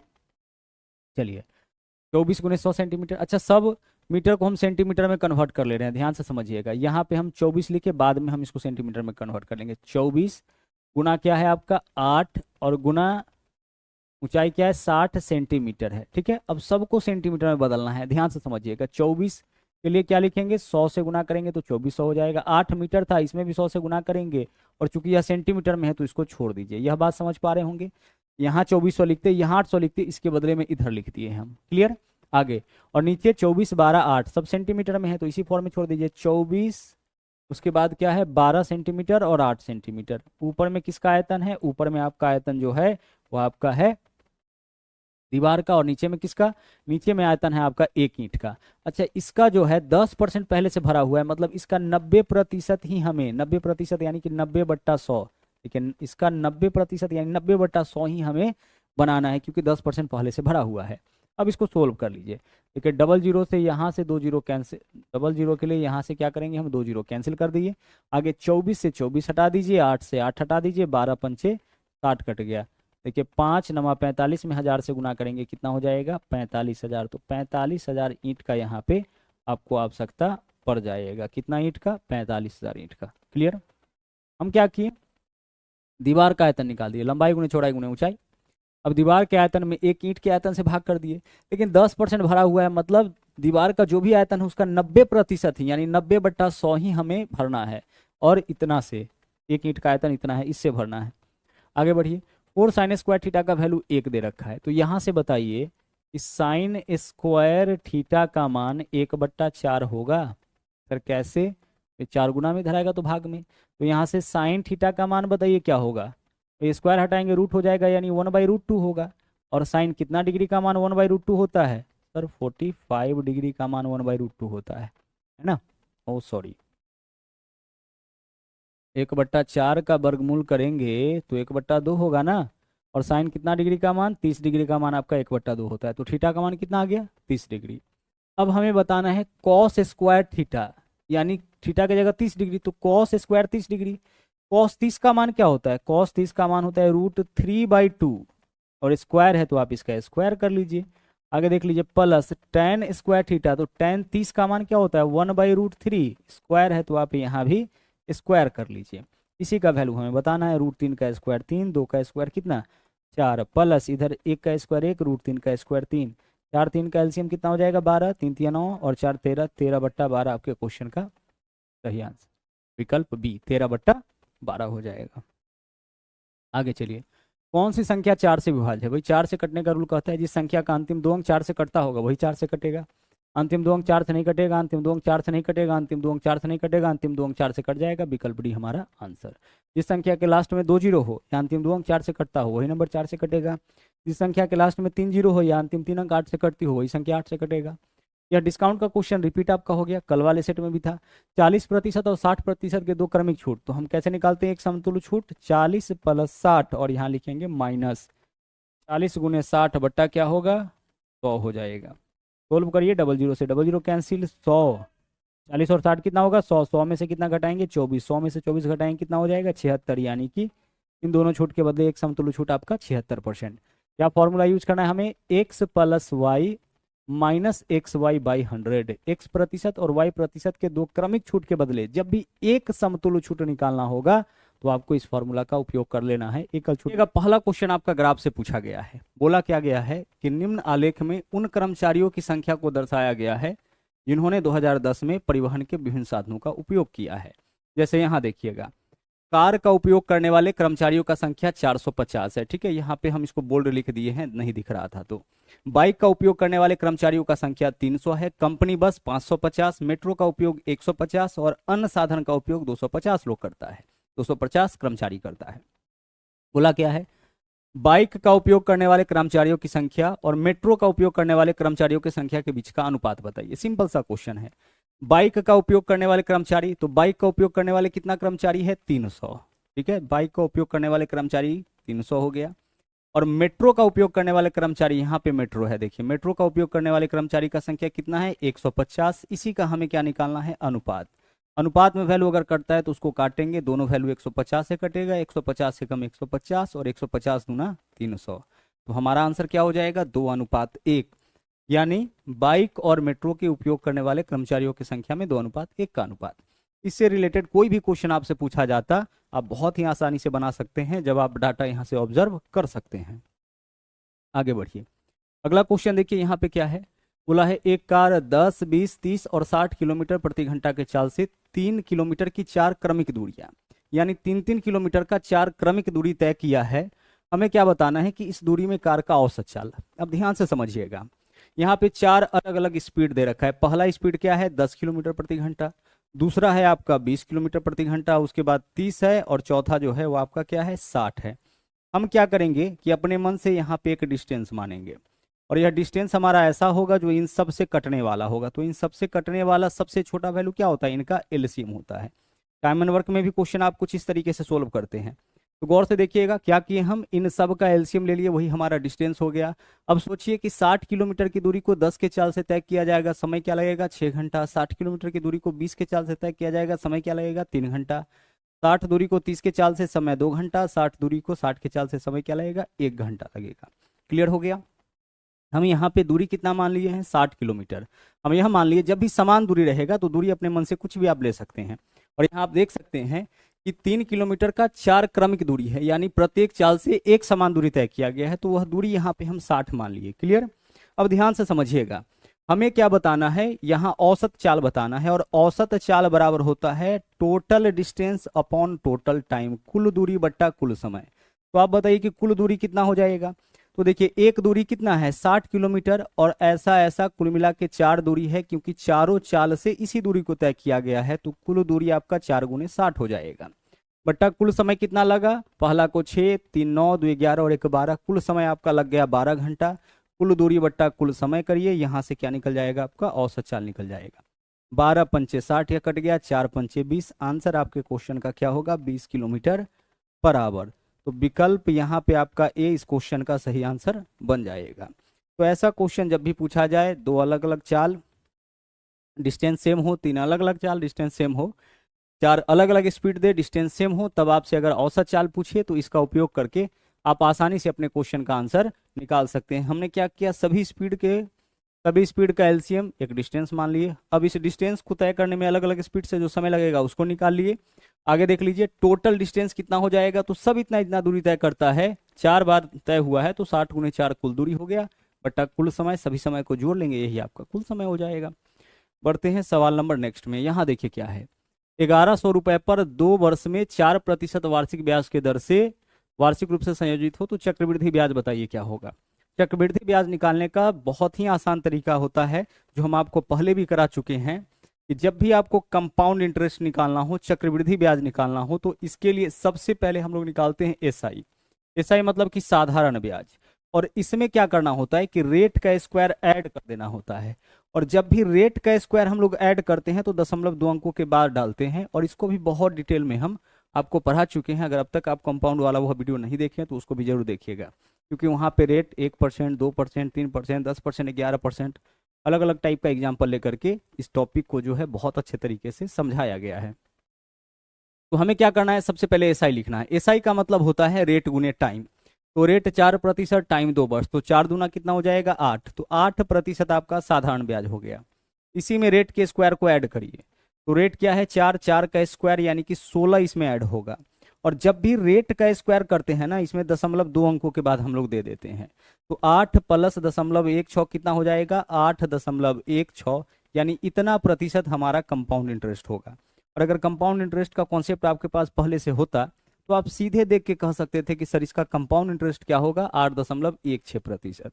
अगर मान लीजिए क्वेश्चन में बोले कि रेट 7% है, टाइम 2 वर्ष है, कंपाउंड इंटरेस्ट कितना हो जाएगा, सबसे पहले 7 दूना 14 साधारण ब्याज, और प्लस 7 का स्क्वायर 49.2 अंकों के बाद यानी 14.49 हमारा कंपाउंड इंटरेस्ट हो जाएगा। ठीक है, और यह वैल्यू निकलता है प्रतिशत में। तो इतना प्रतिशत हमारा ब्याज होगा किसका, मूलधन का। तो मूलधन कितना है 11,000 है, तो 11,000 का बस 8.16% आप निकाल दीजिए, यही आपका आंसर होगा। देखिए क्या वैल्यू आता है, प्रतिशत का मतलब नीचे 100 होता है तो 2 जीरो कैंसिल। आगे देख लीजिए 2 अंक के बाद पॉइंट है ना, तो इन दोनों का जो गुणनफल होगा उसमें भी 2 अंक के बाद दशमलव, तो 0 है तो सबसे पहले एक 0 दे दिए, 11 से गुना करिए, 11 छके 66 हासिल 6, यहाँ पे पॉइंट आपका आ जाएगा। 11 एकम 11 और 6 17 7 हासिल 1, 11 अठे 88 और 1 89 यानी 897 रुपए और 60 पैसे, यही आपका यहाँ पे क्या होगा कंपाउंड इंटरेस्ट हो जाएगा। अगर मान लीजिए हम लोगों से पूछता CISI में डिफरेंस, तो सिर्फ हम रेट का स्क्वायर करते, 4 का स्क्वायर 16, जब भी रेट का स्क्वायर करिएगा 0.2 अंकों के बाद यानी इतना प्रतिशत हमारा क्या होता CISI का डिफरेंस हो जाता। ठीक है, आगे बढ़िए, अगला देख लीजिए सवाल नंबर 4। यह क्वेश्चन जो है आपका एग्जाम से पहले पूरा का पूरा इसका पैटर्न आपको कराया गया था, उस वीडियो को भी जरूर देख लीजिएगा। हर टाइप का अलजेब्रिक जो ट्रिक है वह वहां पे डिस्कस किया गया है। x प्लस 1/x का वैल्यू दे रखा है, x square plus 1/x square का वैल्यू पूछा है। यहाँ देखिए पावर क्या है 1, पावर 1 से पावर 2 में जाना है, तो यहाँ जो नंबर दिया है उसका स्क्वायर करिए, और स्क्वायर करने के बाद माइनस क्या कर लेना है 2, तो 25 माइनस 2 क्या आंसर हो जाएगा हमारा 23 हो जाएगा। इसी क्वेश्चन में अगर x प्लस 1/x का मान देकर के x cube plus 1/x cube का मान पूछ लिया होता, तो हम इस 5 का एक बार कर लेते क्यूब, और फिर इसी 5 का हम कर लेते तिगुना, और इसको हम क्या करते घटा लेते, 125 माइनस 15 क्या हो जाता है 110, कब जब x cube plus 1/x cube का मान पूछता। आगे चलिए, यहाँ देखिए यह क्वेश्चन आपका समानुपात का है, और समानुपात के केस में हम लोग क्या करते हैं, दोनों भीतर वाला का गुना एक साथ इज इक्वल टू दोनों बाहर वाला का गुना एक साथ। तो बाहर में हमारे पास क्या है 9.6 और x है, तो हम करेंगे यहाँ पे 9.6 का गुना किसके साथ x के साथ इज इक्वल टू दोनों बाहर वाला दोनों अंदर वाला का गुना एक साथ, यानी अंदर में एक तो 16.8 है और दूसरा आपका क्या है 18 है, इस दोनों का गुना एक साथ। क्या करना होता है समानुपात के केस में, दोनों बाहर वाला का गुना एक साथ इज इक्वल टू दोनों भीतर वाला का गुना एक साथ। ऐसा क्यों होता है समझिए, 9.6 है ना पहले, तो लिख दिए। अनुपात का मतलब क्या होता है, अनुपात का मतलब बट्टा होता है। इसके बाद 16.8 है, इसको लिखिए। समानुपात का मतलब बराबर होता है, मतलब यह दोनों अनुपात बराबर है। 18 अनुपात का मतलब बट्टा, फिर से क्या लिखेंगे x, क्रॉस मल्टीप्लाई करिए, देखिए 9.6 में किससे गुना हो गया, x से गुना हो गया, इज इक्वल टू 16.8 में किससे गुना हो रहा है, 16.8 में गुना हो रहा है आपका 18 से। तो इसी चीज को तो डायरेक्ट हम लिखे हैं कि दोनों भीतर वाला का गुना एक साथ कर लीजिए, इज इक्वल टू दोनों बाहर वाला का गुना एक साथ। कैलकुलेट करिए, यहाँ भी एक अंक के बाद दशमलव, यहाँ भी एक अंक के बाद दशमलव, दशमलव से दशमलव कैंसिल, यह गुना में इधर आएगा तो भाग में ही। अगर हम इसको काटे, इतना से काटे, अगर हम इसको काटे, इसको काट लेते हैं हम 24 से, 24 से भी कट जाएगा लेकिन पहले हम 8 से ही काटते हैं। तो 8 से काटेंगे तो 12 8 96 होगा, 8 से काटेंगे तो 8 दूना 16, 8 एकम 8 हो जाएगा। 3 से काटेंगे 3 चौके 12 होगा, 3 से काटेंगे 3 सत्ते 21, 2 से काटेंगे यह 2 होगा, 2 से काटेंगे यह आपका कितना हो जाएगा, 9 हो जाएगा। तो x का वैल्यू देखिए कितना होगा, 9 सत्ते 63 इधर हो गया, और साथ में 2 देख लीजिए, इधर गुना में है ना, इधर वैल्यू तो 2 ही आया है, गुना में इधर आएगा तो भाग में, तो 63/2, 63/2 का वैल्यू कितना हो जाएगा, 31.5। तो आंसर इस क्वेश्चन का आपका क्या होगा, विकल्प डी 31.5 हो जाएगा। समानुपात के केस में दोनों भीतर वाला का गुना एक साथ इज इक्वल टू दोनों बाहर वाला का गुना एक साथ। आगे बढ़िए, बोला है एक व्यक्ति अपनी धनराशि का 20% गवा देता है, शेष धनराशि का 25% खर्च करने के बाद अभी उसके पास 480 रुपए है। इसके पास मूल राशि कितना था, तो हम मान लेते हैं कि इस व्यक्ति के पास पहले से 100 रुपया था। अब इसका 20% यह खो दिया तो कितना बचेगा इसके पास, 80%। 80% यानी कि 4/5। तो ये 80% का मतलब क्या होता है, 80/100 ही तो होता है। तो जब इसको काटिएगा तो 20 चौके 80, 20 पंचे 100, 4/5 ही तो बचेगा। तो एक व्यक्ति के पास हम मान लिए कि मूल राशि x था, इसका 20% गवा दिया, यानी कि इसका 80% यानी 4/5 इसके पास होगा। इतना तो यही तो शेष है। अब इस शेष का 25% खर्च कर दिया तो कितना परसेंट इसके पास बचेगा, 75%। 75% का मतलब 75/100, 25 दिया 75, 25 चौके 100, इसका इतना बचेगा, 3/4 बचेगा। यह वैल्यू टोटल का 80% पहले बचा, और अब शेष का 25% खर्च किया, यानी इसका जो है अब 75% इसके पास बचेगा, जबकि इसके पास बचता कितना है आपका, 480 रुपए। सोल्व करिए, यहाँ भी 4 यहाँ भी 4 कैंसिल, ऊपर से ऊपर वाला कटेगा, 16 3 48, 160 हो गया। एक्स का वैल्यू बताइए क्या होगा, क्रॉस मल्टीप्लाई 5 गुने 16, 16 पंचे 80, यानी कि 800 रुपये आपके क्वेश्चन का यहाँ आपका सही आंसर हो जाएगा। ठीक है, चलिए अब बढ़ते हैं सवाल नंबर नेक्स्ट में। दो संख्याओं का योग 36 है, एक संख्या का 5 गुना दूसरा के 4 गुना के बराबर। जब भी ऐसा क्वेश्चन आपको मिले तो आप फटाफट से इसको अनुपात में कन्वर्ट कर लीजिएगा। एक का 5 गुना दूसरा के 4 गुना के बराबर, इसका मतलब संख्या में 4:5 का अनुपात होगा। आप बोलोगे यह कैसे पता चला, क्या बोला है, एक संख्या का 5 गुना, तो हम ले लेते हैं पहला संख्या का 5 गुना, दूसरा संख्या के 4 गुना के बराबर, तो दूसरा के 4 गुना के बराबर।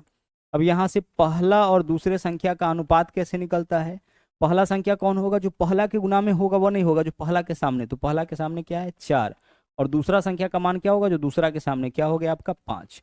तो आपको यह देखना है कि बोला जाए एक संख्या का 5 गुना दूसरे के 4 गुना के बराबर, तो 5 और 4, पहले 5 बाद में 4 आया है, तो दोनों का रेशियो 4:5 हो जाएगा। उल्टा कर देना है, पहला का 5 दूसरा के 4 गुना के बराबर, यानी दोनों संख्या में 4:5 का अनुपात हो जाएगा। ठीक है, अब आगे देखिए, दोनों का योग 36 दिया है, योग कितना है 36, जबकि अनुपात में बताइए योग कितना, 4 5 9, तो 36:9 का मान है, 9 से भाग कर लिया, अनुपात 1 का मान निकला। हमें क्या बताना है, दोनों में बड़ी संख्या यानी अनुपात 5 का मान, तो 5 से गुना कर लीजिए, जो पूछेगा उससे गुना, जो दिया है उससे भाग। 9 से काटिए, 9 चौके 36, 4 पंचे 20, आपके क्वेश्चन का यहाँ पे सही आंसर हो जाएगा। सिर्फ देख के आप इसका आंसर बता सकते हैं, कलम उठाने की जरूरत यहाँ पे नहीं थी। आगे बढ़िए, निम्नलिखित में से कौन सी संख्या 11 से विभाज्य है। 11 से कटने का रूल क्या कहता है, जिस संख्या के अल्टरनेट अंकों के योगफल का अंतर 0 या 11 का कोई मल्टीपल हो, 11 का कोई गुणज हो, जैसे 11 22 33 44 इत्यादि हो, तो वह नंबर 11 से आपका कटेगा, अन्यथा वह नंबर 11 से नहीं कटता है।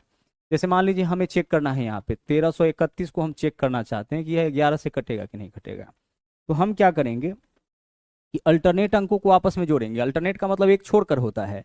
जैसे यहां से शुरुआत करिए, सबसे पहले 1 लेंगे तो 1 का अल्टरनेट क्या हो जाएगा 3, आगे संख्या मौजूद नहीं है, तो इन दोनों को जोड़िए, 1 और 3 कितना हो गया 4, यह पहला अल्टरनेट हो गया। अब जो नंबर बच गया है इस दोनों के अलावा, वह भी तो अल्टरनेट में होगा, वह आपका सेकेंड अल्टरनेट है, उसको भी जोड़िए, अलग जोड़िए, तो 3 और 1 4, और इसका डिफरेंस चेक करिए कितना का आया। अगर इसका डिफरेंस 0 का या 11 का मल्टीपल है, इसका मतलब यह नंबर 11 से कटेगा। तो इसका डिफरेंस 0 आया, मतलब यह नंबर 11 से कट जाएगा। तो हमें यही इस क्वेश्चन में बताना है कि नीचे जो संख्या दिया गया है उसमें से कौन सा 11 से डिविजिबल है, 11 से कटेगा। ये चेक करते हैं, देखिएगा ऑप्शन ए को चेक करिए। यहाँ से 9 का अल्टरनेट क्या है 4, तो 9 4 13, 13 और 1 14, 14 और 4 कितना 18। पहले अल्टरनेट का योग 18। जो बच गया वो अभी अल्टरनेट में है, अब उसको जोड़िए तो 2 2 8 10, 10 से 16। दूसरा अल्टरनेट आपका 16, 18 16 में अंतर क्या 0 या 11 का मल्टीपल है नहीं, यानी यह नंबर आपका 11 से नहीं कटेगा। इसको चेक करते हैं, देखिए 7 और 4 11, 11 और 5 16, 16 4 20, ठीक है ना, 7 4 11, 5 16 4 20। पहले अल्टरनेट का योग 20 आया। जो बच गया वो भी अल्टरनेट में होगा, जोड़ लीजिए 2 7 9, 9 6 15। दूसरे अल्टरनेट का योग 15 आया। 20 और 15 में डिफरेंस क्या आपका 0 या 11 का मल्टीपल होगा नहीं, तो यह भी आपका 11 से नहीं कटेगा। इसको चेक करते हैं, देखिए 9 4 13, 13 8 21, 21 4 25। पहले अल्टरनेट का योग कितना आया 25 आया। जो बच गया वह भी अल्टरनेट में होगा, जोड़िए 2 6 8, 8 और 6 14। दूसरा अल्टरनेट का योग 14 आया। इसका डिफरेंस देखिए कितना का आया, 25 में से 14 घटाएंगे 11। तो अगर अल्टरनेट अंकों के योगफल का अंतर 0 या 11 का मल्टीपल हो तो वह नंबर 11 से कटेगा। तो इसका जो डिफरेंस आया है वो आपका 11 का मल्टीपल है, यानी यह नंबर आपका 11 से डिविजिबल है। और यही इस क्वेश्चन में हमें बताना था। आगे देखिए सवाल नंबर 9, बोला है दिन के किसी विशेष समय सूर्य की स्थिति के कारण 6 फीट लंबे एक व्यक्ति के छाया की लंबाई 4 फीट। अच्छा, छाया वाला क्वेश्चन देखिए अक्सर पूछा जाता है और इसको हम लोग एक एक नियम से सोल्व करते हैं। और यहाँ जो एक एक नियम आपको बताएंगे ध्यान से समझिएगा।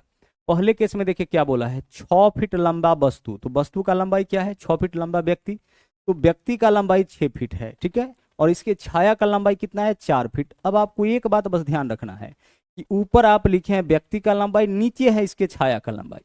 व्यक्ति का लंबाई ऊपर, छाया का लंबाई नीचे। अब आपको यहाँ इज इक्वल टू देना है। अब ध्यान से देखिएगा, आप क्या किए हैं, ऊपर में व्यक्ति नीचे में छाया। अब बोला है कि उस व्यक्ति के बगल में एक खंभा 36 फीट का छाया बनाता है, तो छाया का लंबाई कितना है 36 फीट। यहाँ छाया नीचे लिखे हैं तो यहाँ भी छाया का लंबाई कहाँ लिखेंगे, हम नीचे लिखेंगे 36 फीट। बोले खंभे की ऊंचाई क्या होगी, इसको हम क्या मान लिए x मान लिए। खंभे का ऊंचाई पूछा है, इसको हम x मान लिए। देखिए व्यक्ति छाया, तो यहाँ भी क्या है, यहाँ भी वस्तु का लंबाई ऊपर रखेंगे, छाया का लंबाई नीचे रखेंगे। वस्तु ऊपर छाया नीचे, तो यहाँ भी वस्तु ऊपर छाया नीचे रहना चाहिए। आप चाहे तो उसको उल्टा कर सकते हैं, इधर छाया नीचे वस्तु, तो इधर भी क्या करेंगे ऊपर छाया नीचे वस्तु। हमें बस एक बात का ध्यान रखना है कि जो पूछा जाएगा उसको हम x मानेंगे। जैसे इस बार पूछा है कि खंभा का लंबाई बताइए और छाया का लंबाई दे रखा है, तो छाया का लंबाई दिया है, यहाँ छाया नीचे रखे तो यहाँ भी छाया को हम नीचे रखेंगे। व्यक्ति का लंबाई खंभा का लंबाई पूछा है, उसको हम x मान लिए। सोल्व करिए, क्रॉस मल्टीप्लाई यहाँ पे हम लोग करेंगे, लेकिन नीचे से नीचे वाला वैल्यू करता है तो काट लीजिए। 4 9 36। अब मल्टीप्लाई करिए, 9 6 54 वैल्यू किसका होगा x का, और x क्या माने थे खंभे की लंबाई, तो खंभे की लंबाई आपका हो जाएगा 54 फीट। विकल्प भी यहाँ पे सही आंसर हो जाएगा। आगे बढ़िए, इस सवाल को देखिए। बोला है एक 3 अंकीय संख्या इस प्रकार से है कि इकाई अंक, दहाई अंक और सैकड़ा अंक में 2 3 4 का अनुपात। देखो 3 अंक का संख्या है, इसके इकाई, दहाई और सैकड़ा में 2 3 4 का अनुपात है, ठीक है। यह आपका इकाई अंक, दहाई अंक, जैसे मान लीजिए कोई हम 3 अंक का संख्या बनाते हैं तो इकाई अंक सबसे लास्ट में, उसके बाद दहाई अंक, उसके बाद सैकड़ा अंक, ऐसे ही रहेगा ना। यह इकाई या दहाई, यह आपका सैकड़ा अंक। तो बोला यह है कि 3 अंक का एक संख्या है, ठीक है। इसके इकाई अंक, दहाई अंक और सैकड़ा में 2 3 4 का अनुपात। अनुपात के अलावा क्या दिया है वह महत्वपूर्ण होता है। तो अनुपात के अलावा बोला है कि संख्या का और इसके उलटने पर प्राप्त संख्या का योग 1332। इस संख्या का और इसको उलटने पर प्राप्त संख्या के अंकों का योग कितना है 1332 है। अब ध्यान से समझिए, यह संख्या कितना है आपका, यह संख्या हो जाएगा आपका 432। संख्या क्या होगा 432 होगा। 432 क्यों होगा, ध्यान से समझिए। यह संख्या आपका क्या होगा 432 होगा। क्यों, क्योंकि देखिए यह इकाई अंक, यह दहाई अंक, यह सैकड़ा अंक, तो सैकड़ा अंक सबसे पहले होगा, उसके बाद दहाई अंक, उसके बाद इकाई अंक, यही तो होगा। तो 432। अगर आप इसको उलटते हैं तो संख्या क्या बनता है 234, और इसका योग ही इस क्वेश्चन में दे रखा है, तो इसका योग आप निकाल लीजिए। इसका योग जो भी होगा वह अनुपातिक योग, चूंकि यह संख्या अनुपात में है तो अनुपातिक योग इस संख्या का इतना, जबकि वास्तव में इसका योग कितना है आपका 1332 है। अब अगर आप इस वैल्यू को जोड़िएगा, इस वैल्यू को जोड़िएगा तो यह कितना आ जाएगा, अनुपात 666 आएगा, देख लीजिए जोड़ के। जबकि यहाँ पे क्या है 1332 है। काटे इसको, इससे यह वैल्यू कटेगा कितने बार में, 2 बार में, यानी यहाँ से निकला यह 1 बार, तो अनुपात 1 का मान यहाँ से 2 आपका निकल के आ गया। अब अनुपात 1 का मान 2, तो 2 का मान 2 दूना 4 हो जाएगा, क्योंकि 1 का मान 2 है। 3 का मान 3 दूना 6, अनुपात 1 का मान 2, तो 3 का मान 3 दूना 6, 4 का मान 4 दूना कितना हो जाएगा 8। अब हमें क्या बताना है, तीनों अंक पता चल गया, इकाई का, दहाई का, सैकड़ा का, तीनों अंक। बोला है 3 अंक की संख्या और उसके अंकों को उलटने पर प्राप्त संख्या का धनात्मक अंतर बताइए। तो आप बताइए कि वह 3 अंक का संख्या जिसका इकाई अंक कितना है, दहाई इतना है, सैकड़ा इतना है, वह संख्या क्या होगा, तो संख्या हो जाएगा 4, 6, 8। ठीक है, और इसको पलटने पर जो संख्या प्राप्त होगा वह क्या होगा, पलट दीजिए, पहले 4 लिखिए, फिर 6 लिखिए, फिर 8 लिखिए, और इसका हमें अंतर बताना है, अंतर निकाल लीजिए। 14 में से 8 माइनस करेंगे 6 हो जाएगा, 15 में से 6 माइनस करेंगे 9 हो जाएगा, 7 में से 4 माइनस करेंगे 3 होगा। आंसर हमारा क्या हो जाएगा, 396। क्वेश्चन में दिया क्या था, संख्या का इकाई, दहाई, सैकड़ा अंक का अनुपात दिया था, फिर बोला था कि संख्या और उसको पलटने पर प्राप्त संख्या के अंकों का योग इतना है। तो अनुपात में देखिए, अनुपात में यह संख्या और इसको पलटने पर यह संख्या प्राप्त हुआ, इसका योग इतना आया, जबकि दिया है 666। यहाँ से अनुपात 1 का मान आया और इकाई, दहाई, सैकड़ा तीनों स्थान का अंक हमें प्राप्त हो गया। तीनों स्थान का अंक हमें प्राप्त हो गया, उसके बाद हम संख्या बना लिए। जब संख्या का इकाई अंक पता है, दहाई अंक पता है, सैकड़ा अंक पता है, तो वह संख्या हम बड़े आराम से निकाल सकते हैं। आगे देखिए, बोला यदि दो संख्याओं का एचसीएफ और एलसीएम 7 और 245 है तो उनका गुणनफल क्या होगा। इन्हीं दो संख्याओं का जो गुणनफल होता है वह उसके एचसीएफ और एलसीएम के गुणनफल के बराबर। तो एचसीएफ 7 है, एलसीएम 245 है, तो संख्या का गुणनफल भी 7 गुना 245 होगा। कर लीजिए, 7 पंचे 35, 5 हासिल 3, 7 चौके 28 और 3 31, 1 हासिल 3, 7 दूना 14 और 3 17, 1715। आपके क्वेश्चन का क्या होगा, सही आंसर विकल्प डी हो जाएगा। किन्हीं दो संख्याओं का गुणनफल होता है वह उसके एलसीएम और एचसीएफ के गुणनफल के बराबर होता है, तो उनका गुणनफल पूछा है तो वह क्या हो जाएगा, दोनों के एलसीएम और एचसीएफ के गुणनफल के बराबर हो जाएगा। आगे देखिए, एक व्यक्ति ने 1 रुपए में 3 के दर से और फिर 1 रुपए में 2 के दर से समान संख्या में संतरा खरीदा। पहले क्या किया है, 1 रुपया में कितना संतरा खरीदा है, 1 रुपया में जो है ये आपका पहले 2 संतरा खरीदा है, ठीक है। और उसके बाद फिर जो है 1 रुपया में पहले 3 खरीदा है और फिर 1 रुपया में जो है वो आपका 2 संतरा खरीदा है। ध्यान से इस बात को समझिएगा, 1 रुपया में 3 के दर से खरीदा और कुछ 1 रुपया में 2 के दर से खरीदा। एक चीज और यहाँ पे बोला है कि दोनों ही केस में जो है संतरा का संख्या समान है। क्या बोला है, समान संख्या में संतरा खरीदा, यानी 1 रुपया में 3 के हिसाब से जितना संतरा खरीदा है 1 रुपया में 2 के हिसाब से भी उतना ही संतरा खरीदा है। तो हम क्या करेंगे ना, दोनों जगह जो है संतरा का संख्या वस्तु का संख्या बराबर कर देंगे। तो आप बताइए 3 और 2 कहाँ जाके बराबर होगा, 6 पे, तो 6 बना दीजिए। 6 बनाने के लिए इसमें 2 से गुना करना पड़ेगा और इसमें 3 से गुना करना पड़ेगा, 6 बन जाएगा ना। 6 बनाने के लिए क्या करना पड़ेगा, एक में 2 से गुना, एक में 3 से गुना। अब समझिए, अब यहाँ पे पहले 1 रुपया में 3 संतरा था, तो आप बताइए कि 6 संतरा का कीमत कितना हो जाएगा। भाई इसमें 2 से गुना किए तो इधर भी 2 से गुना कर लीजिए, यानी 2 रुपया, तो 2 रुपया में आपका 6 संतरा होगा। अगर 1 रुपया में 3 संतरा था तो 3 दूना 6 संतरा में 1 गुना 2, 2 रुपया लग जाएगा। इधर 3 से गुना किए तो इधर भी 3 से गुना कर लीजिए। तो अगर 1 रुपया में पहले 2 मिल रहा था तो 6 का कीमत अब कितना हो जाएगा, 6 का कीमत 3 रुपया हो जाएगा। यहाँ भी वस्तु 6 हो गया, यहाँ भी वस्तु 6 हो गया, यानी 6 और 6 12 वस्तु समान संख्या में खरीदे हैं। समान संख्या दोनों का लेना है तो यहाँ भी 6 वस्तु लिए, यहाँ से भी 6 वस्तु लिए, यानी 12 वस्तु में कितना प्राइस लग गया, 2 रुपया इधर 3 रुपया इधर, यानी 5 रुपया। तो 5 रुपया में 12 वस्तु हम खरीद सकते हैं, ठीक है। 5 रुपया में कितना वस्तु हमें मिलेगा, 12 वस्तु मिलेगा, ठीक है। अब हमें क्या बताना है, अब हमें बताना है कितना में बेचे कि 20% का लाभ हो। तो इसके 120% में अगर वस्तु को बेच दीजिएगा तो 20% का लाभ हो जाएगा। वस्तु का क्रय मूल्य क्या पड़ा, 5 रुपया में 12 वस्तु, तो रुपया ऊपर लिखिए, वस्तु नीचे लिखिए। 0 से 0 काटिए, 12 दहाई 12 से 12 कट गया, 5 से काटिएगा, 5 दूना 10, यानी ऊपर में कुछ नहीं तो 1 बचा। इसका मतलब 1 रुपया में अगर 2 वस्तु बेचा जाए तो 20% का लाभ होगा। 1 रुपया में कितना वस्तु, 2 वस्तु बेचा जाए तो 20% का लाभ होगा। हमें बोला है कि प्रति दर्जन मूल्य बताइए, तो इसको दर्जन में बदलिए। 1 रुपया में 2 वस्तु है ना, 2 को दर्जन में बदलने के लिए कितना से गुना, 6 से। तो 6 दूना 12 वस्तु का कीमत ऊपर भी 6 से, ऊपर नीचे 6 से गुना करने पर मान में कोई अंतर नहीं आएगा। इसका मतलब 6 रुपया में जो है वह क्या होगा, 12 वस्तु बिकेगा। तो 12 वस्तु का कीमत, 12 वस्तु मतलब 1 दर्जन का कीमत कितना हो गया, 6 रुपया। हमें बताना है प्रति दर्जन मूल्य बताइए, आंसर क्या हो जाएगा, 6 रुपया हो जाएगा। ठीक है, इजी सा क्वेश्चन है, लेकिन थोड़ा कॉन्सेप्ट जो है वो आपको समझना पड़ता है। बढ़िए अगले क्वेश्चन में। अगला सवाल देखिए क्या है। अनिल अपने आय का 40%, सेम ऐसा क्वेश्चन बना चुके हैं, किराए पर और शेष आय का 40% दवाओं पर खर्च करता है और हर महीने 7200 रुपये बचाता है, तो उसका मासिक आय बताइए। अब मान लिया कि इसका मासिक आय 100 रुपये है। अब जितना रुपया इसका आय है उसका 40% खर्च कर दिया तो बचेगा कितना, 60%। 60% यानी 60/100, तो 20 × 60 20 × 5 100, यानी इसका 3/5 इसके पास बचता होगा 60%। अब शेष का फिर से क्या करता है, 40% खर्च कर देता है, तो फिर से शेष का 60% बचता होगा, यानी 3/5 बचता होगा। तो यही तो इसके पास बचेगा, जबकि बोला क्या है, बचता है इसके पास 7200 रुपये, तो बराबर में 72 कर लीजिए। सोल्व इसको करिए, ऊपर है 3 × 3 = 9, 9 × 8 = 72, 800 हो जाएगा। बाकी क्रॉस मल्टीप्लाई करिए, इधर कुछ नहीं है, केवल एक्स। 5 × 25 = कितना हो जाएगा, 200, और 200 के साथ साथ यहाँ 2 जीरो और है, यानी 20,000 आपके क्वेश्चन का सही आंसर होगा, विकल्प सी। विकल्प सी यहाँ पे जो है आंसर आपका बन रहा है। आगे बढ़िए, इस क्वेश्चन को देखिए, बहुत मजेदार सवाल है।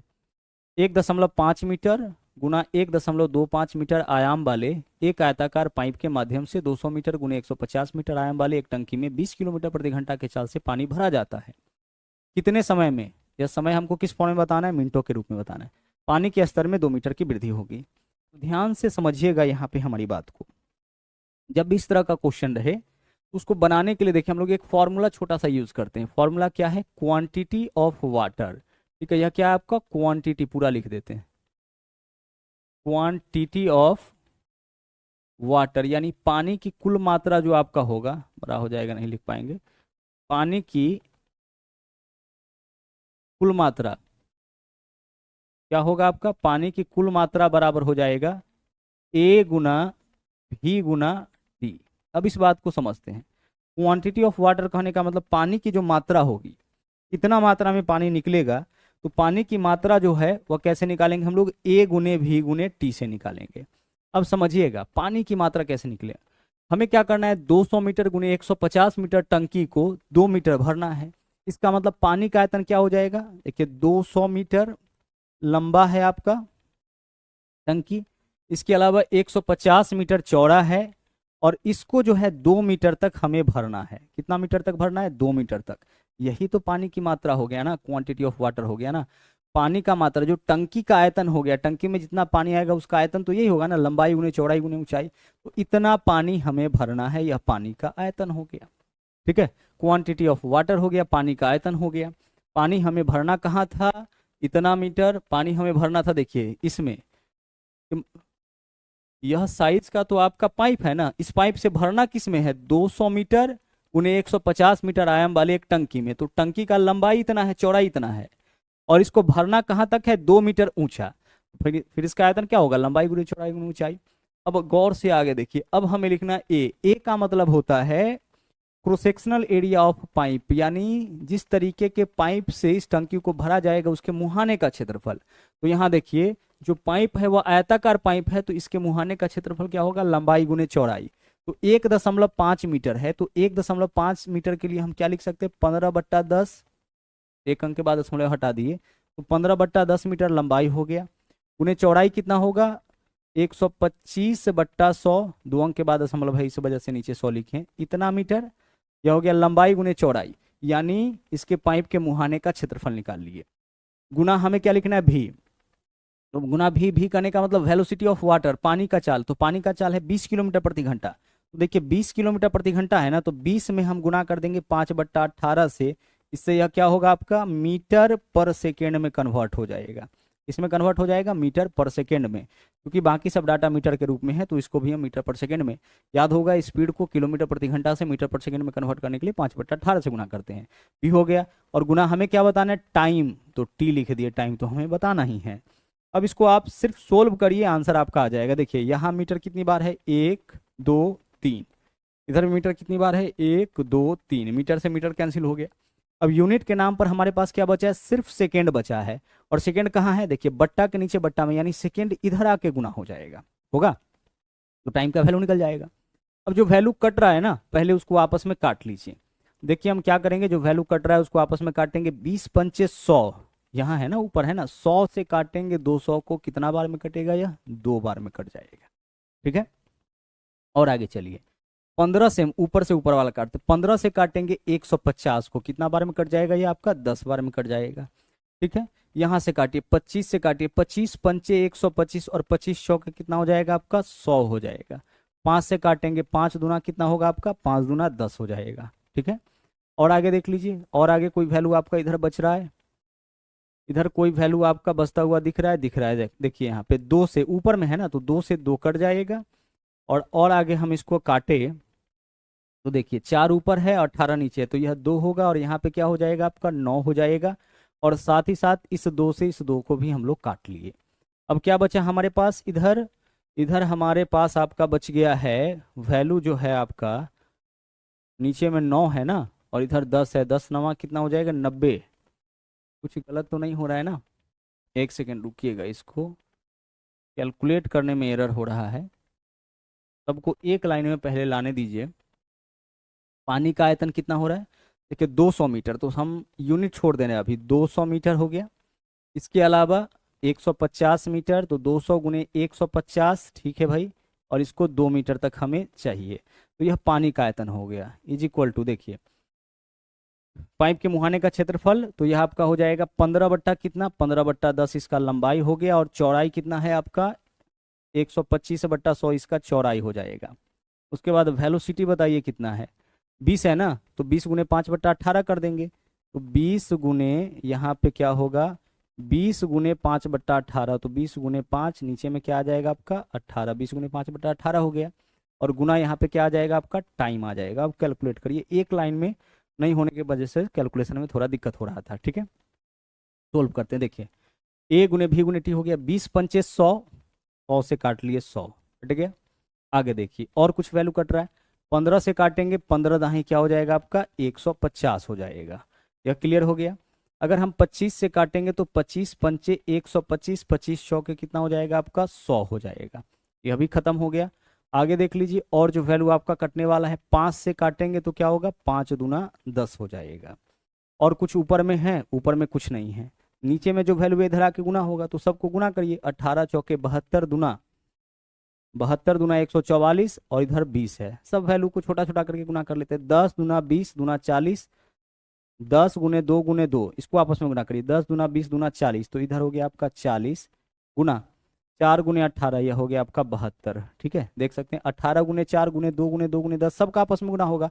अच्छा, इधर भी आपका 1 2 बचा हुआ है, इधर भी आपका 1 2 बचा हुआ है, तो 2 गुने 10 20 दूना 40 दूना 80, इस पूरे के बदले हम ले लिए 80 गुना इधर 4 गुना 18 कितना हो गया, 72। इतना सेकेंड आपका समय है, समय इतना सेकेंड, और सेकेंड को मिनट में बदलने के लिए अब हम क्या करेंगे, 60 से भाग कर लेंगे, तो 20 चौके 80 हो जाएगा, 20 तिया 60 हो जाएगा, 3 से काटेंगे 24, 24 गुने 4 कितना होगा, 96, 96 वैल्यू किसका हो गया, टी का हो गया। ठीक है, तो टी यानी कि जो समय होगा हमारा वो आपका 96 मिनट हो जाएगा।